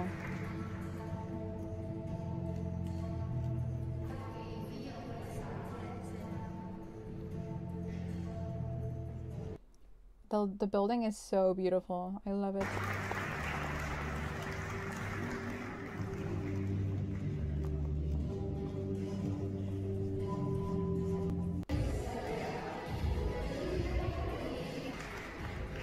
Nope.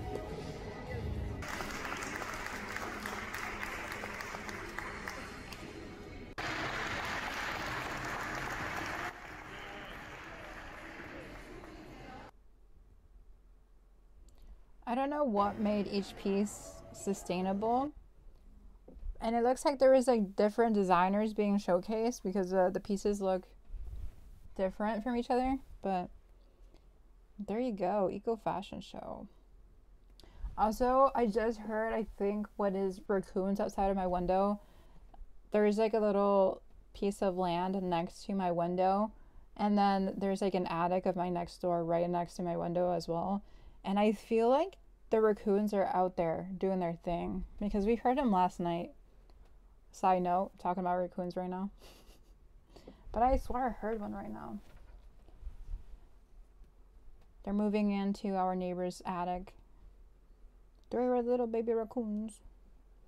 I think they eat the cat food that we leave out for the strays. Okay, but yeah, that's the eco fashion show that happened in Genova. Very cool. I don't really know the details of what made it an eco fashion show, but I'm sure that it was like a competition and I got certain requirements, certain designers made their requirements. But it just goes to show, like, eco fashion, sustainable fashion is based everywhere. It's not just a United States thing. It's not just a European concept. Like, everyone in a way is practicing sustainability and eco fashion. So it's not a colonial European thing. Other people can participate.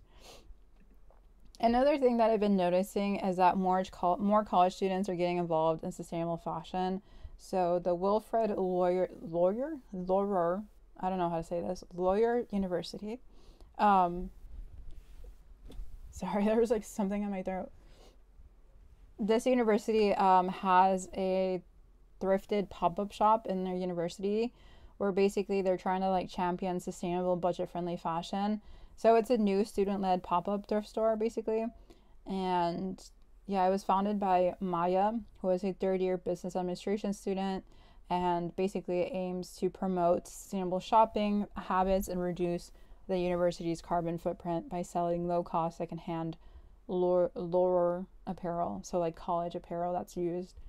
And so they're trying to seek donated items to stock the shop, and the branded clothing can include t-shirts, hoodies, sweatpants, jackets, and hats, and they can be dropped off at a certain shop in certain hours. The thing is, like for me, I would never be able to donate my college merch. I don't know, they're so expensive. Like one sweatshirt cost me like $60. One sweatpants cost me like $50. Like I don't see myself donating my college merch. You know? They're just so expensive. Those that donate it are like a special breed. They're a special breed. And they're asking that the donations be in good shape and have no rips or no stains. And then the student volunteers will audit the donations for quality assurance and wash them ahead of resale. It's a lot of effort. There you go. But her mission is, I hope to encourage the university's community to shop more sustainably and raise awareness about the harmful impact of the fashion industry and its effects on the environment. Who better to enjoy pre-owned university clothing than our current students on a budget? I think thrifted threads will be a win-win for the university community. Nice. I wonder how many donations they'll get. I just don't see a lot of people donating back their college merch. And I don't think they should. I think they should hold on to it. But if you don't want, your college clothing or college merch, then I mean, it's a good option. I don't really think a lot of people are donating or getting rid of their college stuff. But that's an assumption. I don't know for sure. Let's see. But yeah. It's a university based in Canada. I was also seeing that a lot of like college merch is made unethically from like sweatshops. So I think that would be a better solution to promote sustainability within the university. Like make sure college merch is union made and made from like greener fabrics. But that would mean a deeper, more systemic conversation with the university. So hopefully she starts opening that gap and being like, hey guys, like where is our clothing actually made? Can we make more good partnerships with other suppliers so that it's one, more eco-friendly, but two, less expensive? Because a lot of times the college students I knew and was friends with in college, they couldn't afford college merch. So hopefully this sustainable option is a bit more budget friendly and sustainable in that way. But I think it's the university's responsibility to create better solutions, not the students. But good job. Good job. What's her name? Maya. Good job, Maya. At least she's trying. Which is always what matters. We're moving on to another conversation. So I found this very interesting magazine article by Our Culture Mag, and it basically says Art Without End, the radical temporality of Ying Yuming's untitled 2024/ongoing project.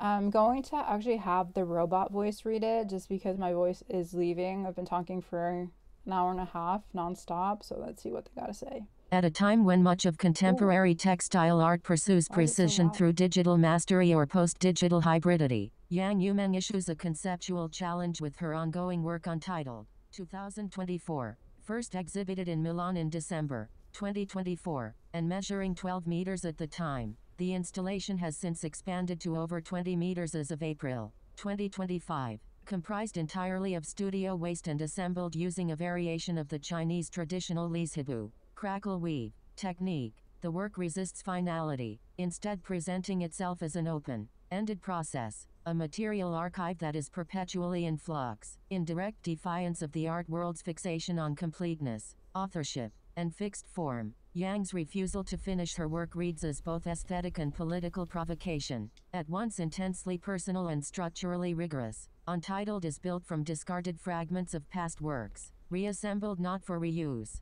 but for redefinition. This act transforms creative residue into conceptual fuel. Wow, I don't know what that just said.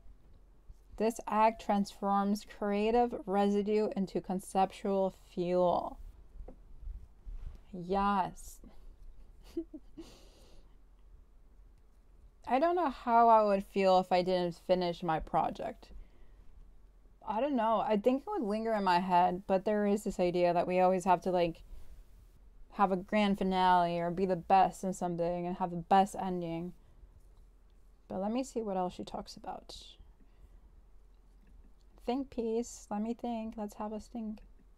Exhibition and material ethics. The reception of the work during its Milan showing sparked considerable critical attention. Some praised its embrace of fragmentation as a regenerative gesture. Others questioned whether the refusal to resolve a work risks falling into performative incompleteness. But such critique overlooks the core of Yang's method, an embedded material ethics that interrogates how value, waste, and process are framed within contemporary art systems. The work's subsequent expansion to 20 meters is not merely a logistical change but a conceptual intensification. It repositions the textile from static object to living system, a breathing document of accumulated time, failure, repetition, and renewal. In doing so, Yang advances an alternative temporality that runs counter to the finished product logic of capitalist production.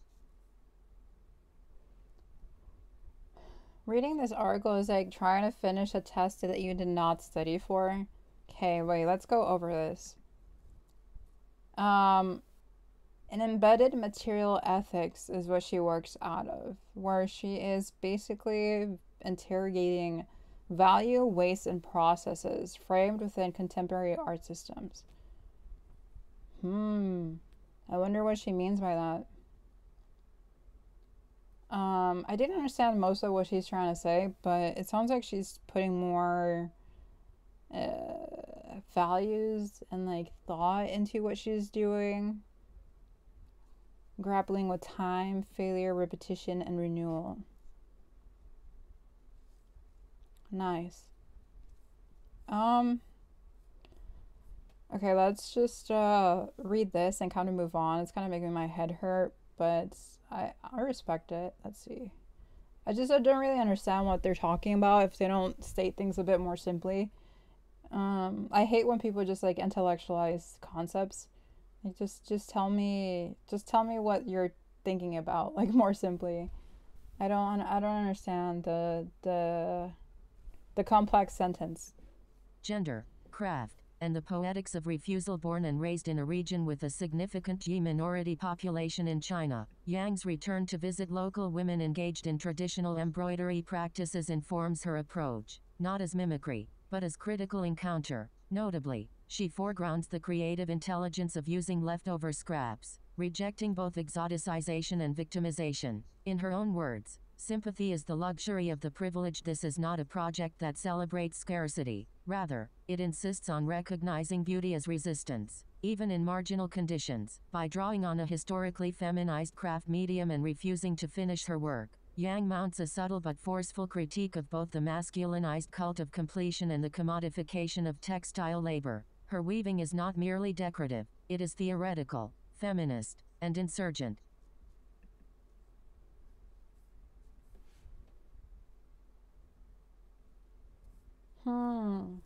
Interesting.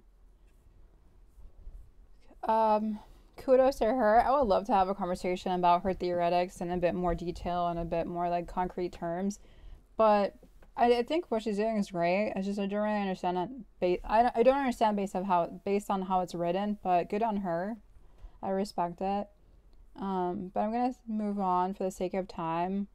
There's been another conversation with the business of fashion and how they're trying to have more conversations and solutions to what's happening in the fashion industry. And they're coming together and having sort of like forums. And one of those forums was Crossroads 2025. And they basically made like a conversation around the business case for sustainable fashion. So I think it's worth a listen. I don't know if I'm going to get copyrighted striked for this, but I think listening to these conversations are really important so we know what like major brands and major conglomerates and major like quote unquote experts are saying about sustainable fashion, and how they're like, I guess, making it appeal in profit terms to support sustainable fashion.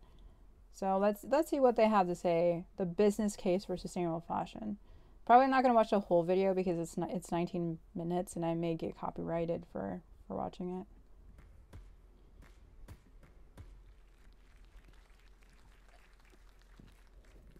Thank you. Thanks for being here, Matteo. I know you've not been home in about 3 weeks and just been flying around the world. So. Hi, Sarah. Hi, everybody. Good afternoon. I'm so excited for this conversation because, as Imran said, it's such an interesting time to be focusing on this topic. But I sort of want to go back before we go forward, because you didn't start focused on sustainability. You started in much more conventional retail. And so I wondered if you could tell us a little bit about how you started to want to work in this space. Well, I think it's a journey of life, right? Yeah, you do experiences, you make mistakes, you learn, you make mistakes again, then you learn and you grow. And eventually you become more aware and you want to act on that awareness. And also the fact that I did not want to work in fashion, I wanted to work in politics. Actually, did you know when your parents ask you when you're a child, what do you want to do when you grow up? There's videos of me saying, I want to become the president of the United States of America. So, it's quite different kind of vibe at the moment there. Precisely, but I think that's why then I found my way to actually use fashion as a tool. But you started out in conventional retail at Abercrombie. That's what happened. I started when I was really young at Abercrombie Fitch. Big brand, and throughout my 20s, it was the dream job. I was in a very successful career. I was having a lot of fun. But when you get more into the role, I started to gradually visualize and see some of the true hidden costs of what I was doing. I became co-chair of Diversity and Inclusion Council, and I started to understand better what inclusion was. Wait, I think I speeded it up too much. Sorry, let's see. Let's go back to 1.25. I just get impatient. I want people to get to the point. Like, I don't want your whole life story. I'm sorry. Really meant, what integration really meant. What, you know, how can you play the diversity inclusion council card if you don't know who make your clothes? If, you know, to your point, you don't get yourself in that crossroad and have the ability to talk to the women and the people that make your garments and include them in the conversation. And then Rana Plaza collapses, 2013. Big tragedy that for most of us in the industry have, you know, had a dramatic impact. For me, that was the moment when I started to understand what social justice meant, how important it is to put the people who make our clothes in the economic and psychological conditions to be able to afford the ecological transition. Otherwise, as we've heard earlier, there's not going to be sustainability in fashion. And then I remember precisely it was at the end of 2014, jeans, big product for ours, and I started to have people complaining about eczemas and dermatitis caused by the dyes in our clothes. So I started to understand what was the impact, environmental impact and health impact of having more unhealthy clothes in our stores. And that for me was the game changer. I remember I was sitting in a room with our executive vice president and my boss, and everybody was like getting me ready for a promotion, actually in the region here in the UAE, and I was like, I quit. And I was like, what do you do? I was like, I don't know what I'm going to do. I know why I'm going to do it. Wait, why did he quit? Why did you just brush over why you quit? Wait. He just said, guys, everyone would complain, or there was a lot of people complaining about the issues that were coming from their jeans that they were producing, and then he was going to get a promotion, and then he said, yeah, I'm going to quit. Why? Why? Tell us. You just gave us your whole life story, and then you just kind of quit. Why? Did your morals finally awaken? Come on, tell us your values. I walked out of the room, I felt super bold. It's like, I just did it. And then I was like, panic. I was like, what do I do now? I actually, fun fact, you know when you quit the job and you're excited, but you don't really know whether it was the right decision, you kind of like leave a door open to go back into it. There were a couple of things that gave me a lot of strength back then. It was 2015, and I remember just walking into the session. One of them was an article. One thing that I wanted to mention is, I think corporate fashion is a landscape that I'm very wary of. I think you can make a lot of change internally, and I respect the people that are trying to make sustainable fashion happen internally with major fashion brands. It's just, it takes a lot of willingness and sacrifice and probably headache and stress to change major executives' way. I just really hope that more corporate Americans just see that there's value in fighting internally, because they can actually reach those in power in these brands, but it may jeopardize their job. So where I'm coming from when I'm like, why did he quit his job, is because he could have pushed. Maybe he regretted quitting his job, but if he was willing to let go of his job, he could have pushed even more, because sometimes you risk your employment by pushing so much because you care so much. If you go outside of the lines of corporate America, you risk becoming the black sheep. You risk being basically fired. So I would wonder why he didn't take that as an opportunity to actually use fashion as a tool for change, like he said in the beginning. That's just my question. Being super critical of his decision, but like, if you are on the verge of quitting your corporate fashion job and you have access to the leaders, why not push the needle even more? Even if you're not that sure you're gonna leave or so. But if he was leaning towards actually leaving, then what did he have to lose? I think maybe he regrets it because of the money. Corporate America does pay good, but he's not really expanding. Article written on business of fashion. It was April or March 2015, and I remember the title was, what are going to be the biggest changes in the industry in the next 10 years? And there was a list of 10, and one of them was sustainability, and that was like, there you go. I can prove my parents that I'm on the right track, and they should support me on this. So this is full circle now. This is full circle. I quit my job. I started an entrepreneurial career. I opened up an educational platform first that continues to operate across the world in 143 countries under Inside Out right now, teaching and aspiring children to look and see value in what we wear. Making sure they look at clothes with the same eyes they look at food, because they interact with our skin, they have an impact on our health, and we shouldn't waste food, so why we waste clothes. And this continues to operate in collaboration with the United Nations and the FAO. Then I created an innovative startup to understand really, because I became hungry with solutions, so I wanted to figure out how to really mitigate the impact of what we were doing and maximize the social impact. So I started to collaborate and co-patent technologies around this field. And then as a young and experienced entrepreneur, I almost went bankrupt. And I was like, how do I bring sustainability, economic sustainability into this. And I created a design and consulting studio that started to really work back then. It was 2018, with some of the top luxury brands. Some of them, you've named them already. We all know them. Back then, we're really starting to understand how to embed sustainability into their business strategy, how to embed a more responsible vision into their product development strategy and communication strategy to drive forward better habits, because that's, at the end of the day, another big challenge of ours. I think one of the reasons why he struggled maybe of entering the field is like money. He did talk about almost going bankrupt. So I do feel like he used most of his money up and most of his efforts to create good initiatives. And it is scary to step out of corporate America and do your own thing, make your own businesses. It does cost a lot of money, especially if you're the only one funding it. So I just really I hope more people talk about that explicitly. Like, having your own sustainable fashion business is a risk because it's quote unquote a very small market, or like what people call a niche, and it's still growing, and it takes a lot of sacrifice and grit, and maybe it's more comfortable to stay in your corporate America job, which I don't blame. Like, you can sell your soul, but it makes money. But yeah, economic stability is very real. You really need money to survive. Whether you like it or not, we're stuck in capitalism. So even as a socialist, I'm like, I need to make money somehow. So, but it seems like he really did learn and have a journey towards creating all these initiatives. And I think that's just a reminder for me and maybe for you, like, we're all on a journey. We're all figuring out what to do and how to do it. It's just sometimes it's really scary to take that first step and you're not even sure if you're doing the right step to do the right thing. So it's been a decade working in the space on these topics. And I think it's really interesting because when you first started, and we've talked about this, it was a much more exuberant time. You know, companies were making these big commitments for the first time. There was this belief that consumers really wanted sustainable fashion, and it would drive more sales, and you'd have this wonderful virtuous circle. Now, you know, you're a few months into Inside Out, hundreds of millions of dollars that you're going to put into trying to build this, you know, sustainable brands. But the landscape is much bleaker. There's doubt over whether or not consumers are willing to spend more on a product that's more sustainable. There's, you know, huge pressure on supply chains because of all of the economic instability we're seeing. Sustainability investments broadly are falling by the wayside. Where do you see the opportunities right now?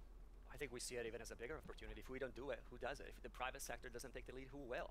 If the fashion industry doesn't use its power to inspire better habits and better habitats, we are the one industry in the world that, with a stroke of genius, can influence people more than hundreds of conferences on climate change. If we don't use all of that to shift patterns, can we be here talking about fashion, not just sustainable fashion, but fashion really? And I don't think so. So with Inside Out is really the opportunity to drive forward that change and let the private sector lead that change.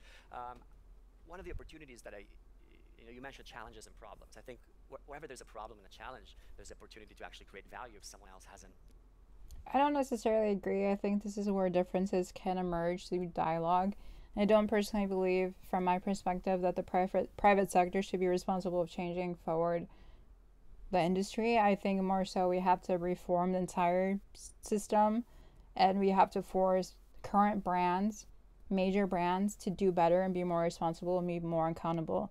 If we have more privatized initiatives, that's not systemic healing. It's not addressing the systemic failures. That's just creating more businesses and basically capitalistic competition between others to find solutions, and it's not tackling the root cause. So in that way, I disagree, but that's another avenue, another path. We can create solutions, but it's through a very economic, capitalistic-based perspective, unfortunately, to go through the private sector solution. Looked at it from a different angle.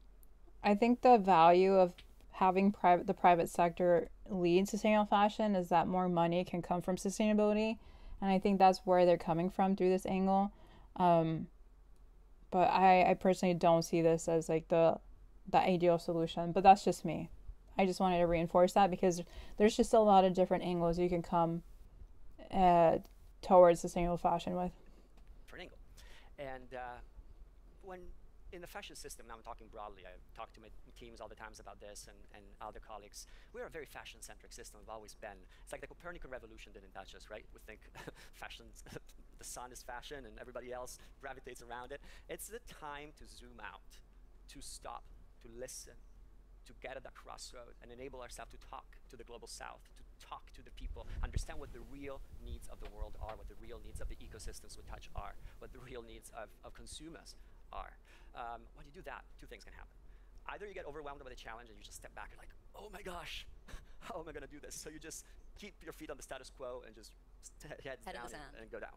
Or you say, well, maybe I have an opportunity to create another relevant brand that for the next 100, 200 years will lead the change. And this is what we're doing. Some of the opportunities.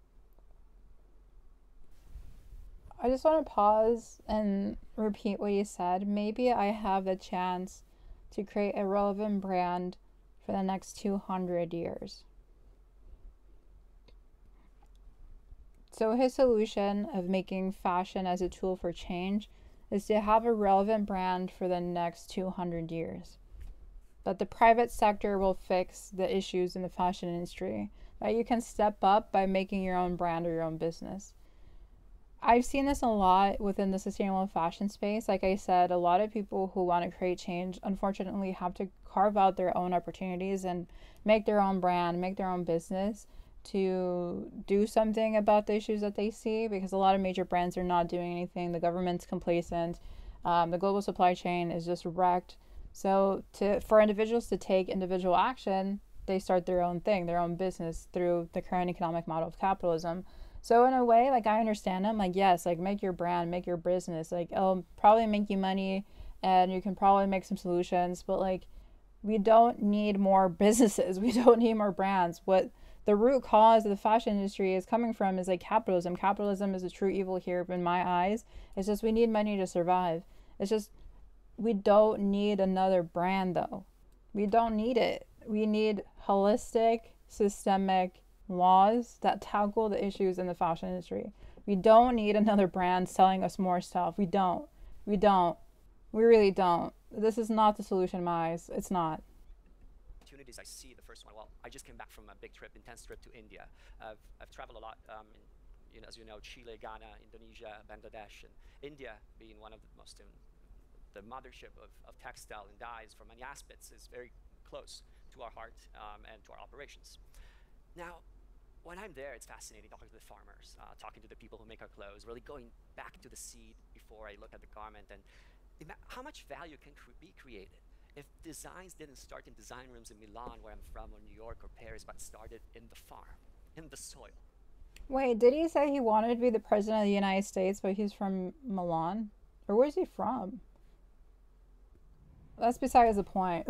Why did he say he wanted to be the president of the United States? Also, I'm kind of curious how he wanted to go into politics and then started working in corporate America for a fashion brand.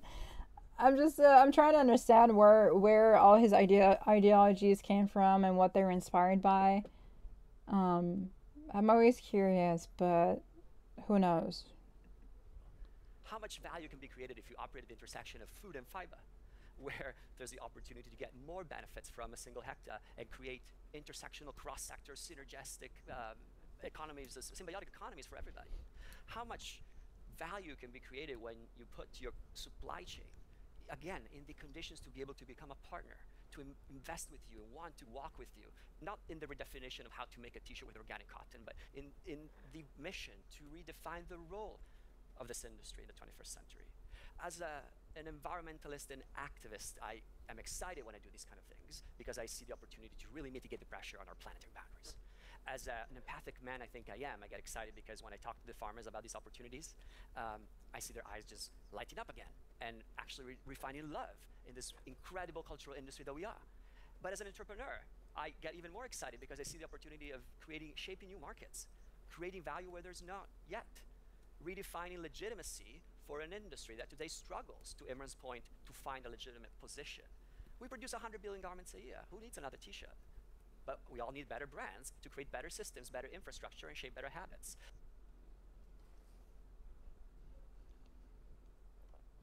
I agree. It's just a lot of times these brands need to sell something to create this change. So hopefully when he means brands, he means like organizations that don't sell more clothing.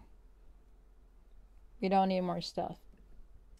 The brand's role is another one, a huge opportunity, right? We see it every day. I've heard it before. There's fatigue, there's stress. Even ourselves, I'll speak for my network. We're all just tired. We have to design, we have to produce. But when you start from a moment of listening and your design thinking process starts from the desire to address some of the most pressing social and environmental challenges, and you stop and listen and investigate in everything you do in the company, not just the office dedicated to the capsule collection, but everyone in the company starts really working in that direction.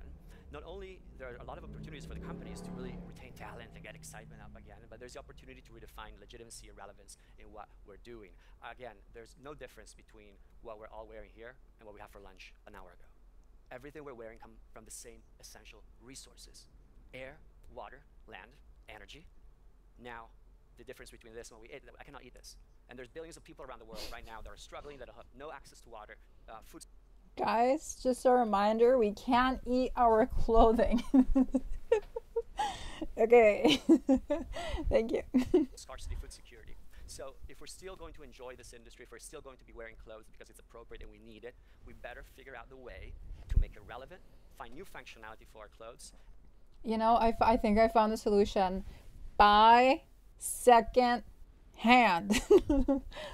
Buy thrifted. Buy all the clothing that is in circulation that can clothe the next 6 generations. We don't need to make more. We don't need it. We don't need it, guys. We don't need more stuff. I don't know why I expected more from a business case on something. It's going to be rooted in capitalism. I disappoint myself every time. I think I'm just giving myself a headache. What was I expecting? Guys, buy used. That's it. Buy what we have in circulation. We need laws. We need better politicians. We need people that actually step up and pressure their politicians. We need systemic solutions, not more brands selling us more stuff. I will repeat that every single time, every single day. Buy used. Buy used. I think we get it. We're gonna continue on and look at this Canadian magazine, Elle Canada, where basically they're asking a question: is made-to-order clothing the solution to fashion sustainability problem? I think you already know my answer, but let's see what the magazine says. So basically it says everything designer Cecily Bahansen makes delicate, poetic, and feminine clothing. There is romance built in her voluminous sculptural pieces. What am I reading? Let's see. So she's based in Copenhagen, and she's made about 20 pieces in the last year. Some seasonal garments, bridal gowns, items inspired by the brand's archives, and they do it made to order. Nice. So she's leaning into returning to the past and to treat garments as artisanal work, basically. So this is her pieces. Very nice, very cute. Let's see. Okay, so someone explains there's something exciting about knowing a piece has been made just for you, says Jules Volleberg, co-founder of Depop Store, a online multi-brand shopping experience that sells a wide array of made-to-order dresses. A lot of people are tired of mass-produced fashion and are looking for something more personal. Made-to-order Made-to-order offers that is slower, yes, but feels more intentional. Since launching the brand in 2020, we have definitely seen a growing interest. They get more emails, and it's a rewarding part of her job. And she's reducing the environmental impact of her brand. And she says, I never want to add more stuff to the world that isn't going to be used. What a burden that would be. Very nice, very cute. So they explain, in theory, made-to-order fashion is rooted in a desire to not overproduce or get ahead of demand. It's not about apathy, but in fact quite the opposite. There's a hunger for change, a quiet revolution bubbling underneath the surface, but that's just theory. In the real world, things tend to get messier. There are a number of fast fashion brands that produce pieces on demand that are no way sustainable, contributing to the mass amount of waste garments that are currently ending up in landfills. Yeah, one prime example is Shein, who does this to the T. They predict the demand for the garment, and then they're able to produce it immediately after it's like placed, the order's placed. So Shein is technically doing like made to order, but on a mass scale for fast fashion. So just because it says made to order doesn't really mean it's inherently sustainable, because Shein is already doing this, but in a big level. I think what smaller local fashion brands mean when they say we support made to order is that they're doing pieces for someone that is willing to spend time to wait for their piece to come, that maybe it's tailored to their body shape, maybe it's a special occasion they're going to wear it for, or it has some sustainable fabric, or there's some environmental values embedded in the clothing or in the brand that they're supporting. So I would just check with their brand specifically, because Shein is a made to order brand. That's all I'm saying. And they're saying that too. Okay, so knowledge is power when it comes to not falling into the greenwash trap of sustainable fashion. Made to order fashion may contribute to lowering the volume of waste created by overproduction, but only if combined with other sustainability measures, says McHenry. Among said measures, using high quality compostable materials, leaning into ethical and preferably local production, and designing garments that last and are easily repaired. So this brand that was featured in the article actually offers repair services to prolong the life of our pieces. And then on the consumer side, when adding to our wardrobe, it's important for us to take a beat. That literally says for us to take a beat. What does that mean? Take a beat. Let's take a beat. What? To look within, fall in love, and then only then make our purchase. Dang. I gotta fall in love? Fall in love with what? Okay. Plus, when you know that a garment was made just for you, worked on by a human skilled team for hours on end, it makes you cherish it even more or for even longer. Hopefully that's the case. Psychologically speaking, hopefully. But yeah, I have a couple more things to talk about, and then I'm gonna hop off. But one of the things I've noticed is that Madewell is actually going to partner with Relux to release a ultra chic line. So this may be another form of greenwashing, to be honest, but yeah, let's see what they say. So Madewell has launched the first of many collaborations with Relux Fashion, which is a luxury reselling site founded by longtime stylist, fashion consultant, and British and Italian Vogue contributed Claire. Well, those are a lot of titles. Stylist, consultant, contributor. Guys, remember her titles. It's Claire Richardson. So basically, this is a campaign that stars certain models and will showcase highly curated selections of pre-owned designer pieces that echo Madewell's commitment to effortlessly chic and sustainable fashion. So each item is paired with Madewell staples such as the denim tuckable button-up, okay, or the 90s straight jeans to create full looks that mix archive-worthy designs with more affordable everyday luxury. So they're old pieces that are coming back? Interesting. Pieces are still available on the website. So these are this. Oh my god, $2,000? For a trench coat? No. How expensive is Madewell? I thought it was like a $50 thing. Oh, this made my head hurt. Why is fashion so expensive? Oops, doesn't exist. Doesn't exist. Is it over? Did someone actually pay $2,000 for this? Wow. Okay, so people actually bought this stuff. That's crazy. Saint Laurent. So that's like luxury fashion that was supported by Madewell. Interesting. I could never pay $600 for a jacket. You can buy this at the thrift store for like $10. You can buy this at the thrift store. You can just tie-dye this with matcha I should make a video about that. Tie-dyeing a dress shirt with matcha so it looks like Madewell Celine Ombre oversized pre-owned shirt. That's the next YouTube video. That's my next YouTube video. What are these prices? I can do this myself. DIY. $220 for a belt? You gotta be crazy. There was a $2 belt I did not buy from the thrift store because I thought it was too expensive. $2. Not 20, not 10, $2. I didn't think it was worth it. $2. Imagine $220. No. I mean, it's obviously for a different demographic, but like, why would you spend so much money on a shirt? Like, donate it to the poor at that point. People do not know how to spend their money. Granny penny loafers? They just basically resold old items. Okay. Wow, great job for doing the least. I'm not impressed.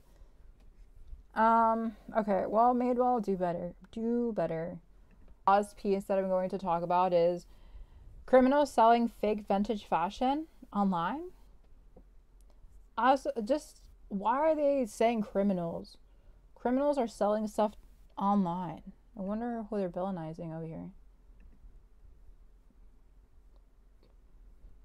Uh-oh.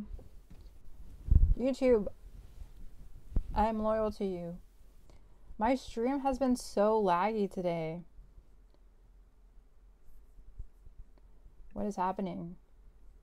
Okay, so this is the final piece before I put on a fashion show and head off. But basically, there's been a lot of conversations about thrift stores, especially with the tariffs that have been happening and raising fast fashion up a bit with the prices. But there's been an influencer called Torben Dennis who bought recently a 150 euro pair of trainers on a popular online marketplace, and he was told by the seller that they were genuine, but when he got them through the post, he wasn't sure and checked them on a specialist app only to discover they were knockoffs. Interesting. So pre-loved clothing market is booming and is expected to grow, which is a way for people to shop sustainably or to search for bargains, especially when there's a cost of living crisis. But bargain hunters are now being warned that criminals could be profiting by selling fake versions of designer clothes, handbags, shoes, and even football shirts for prices that suggest they are real. I mean, in theory, they can be real. Look at what's happening with the luxury market and its exposure through fashion or through Chinese manufacturing fashion sites. Like, maybe these things are real. Who knows? Who knows what's real anymore? But the sellers assured me that they were authentic, says Torben, a 23-year-old fashion influencer from Cardiff, who uses online secondhand platforms to find bargain brands. Out multiple times when buying Nike trainers online. I think you are like more susceptible to scams if you really want to find affordable pieces. I don't think you can find like luxury fashion at an affordable price unless it's a scam. So I don't know. Did he set himself up? I would dare say so, yes, but I don't want to be mean. And then he was able to get a refund. Okay, he was able to get a refund. He's good. I just don't like how they're saying criminals. Criminals will use the secondhand market as an opportunity. Like, what? Damn criminals. They're just selling us fake stuff to make a quick buck. Oh my gosh. It says criminals are trying to infiltrate supply chains. Oh god. We should take a look at the major luxury fashion brands that are lying to us all the time. They're the real criminals. Okay, so consumers could get ripped off for something they think is genuine but find out it's actually fake and could cause them harm. Yes, luxury fashion brands, you have been doing this. You've been ripping them off this whole time. Major lawsuit coming in. Let's just go after all the luxury fashion brands. Yeah, I'm not on the side of the consumer hoping that they're gonna find luxury fashion brands at an affordable price and still think it's real. Like, you must know it's fake, you know? Like, it's not possible to buy these things for super cheap. It's expensive for a reason. But there you go. eBay is also another place I've been kind of hesitant from buying necessarily, but there is a lot of like stuff that are vintage on eBay. It's kind of hard to certify what's real and what's not real, but like what is real when everything's made from different parts of the world? I don't know. But there you go. There you go. But yeah, that was the end of the live stream. I'm probably going to put on a fashion show. Hopefully you enjoyed it. It was a bit of a tangent, a bit chaotic. I was not feeling the best, and there's just so much happening in the world that is just very chaotic. But I will leave you with a video if my computer will load. It's feeling exactly like how I'm feeling. But yeah, let's see. What shall we put? A Vivienne Westwood fashion show. We'll do the copyright on this video is going to be amazing, so I don't care if the audio's on. I got so many warnings throughout this video, it's probably going to be taken down. This live stream will be taken down shortly after I end it, so enjoy it while it lasts. Copyright. I'm the true criminal. I'm stealing all the content.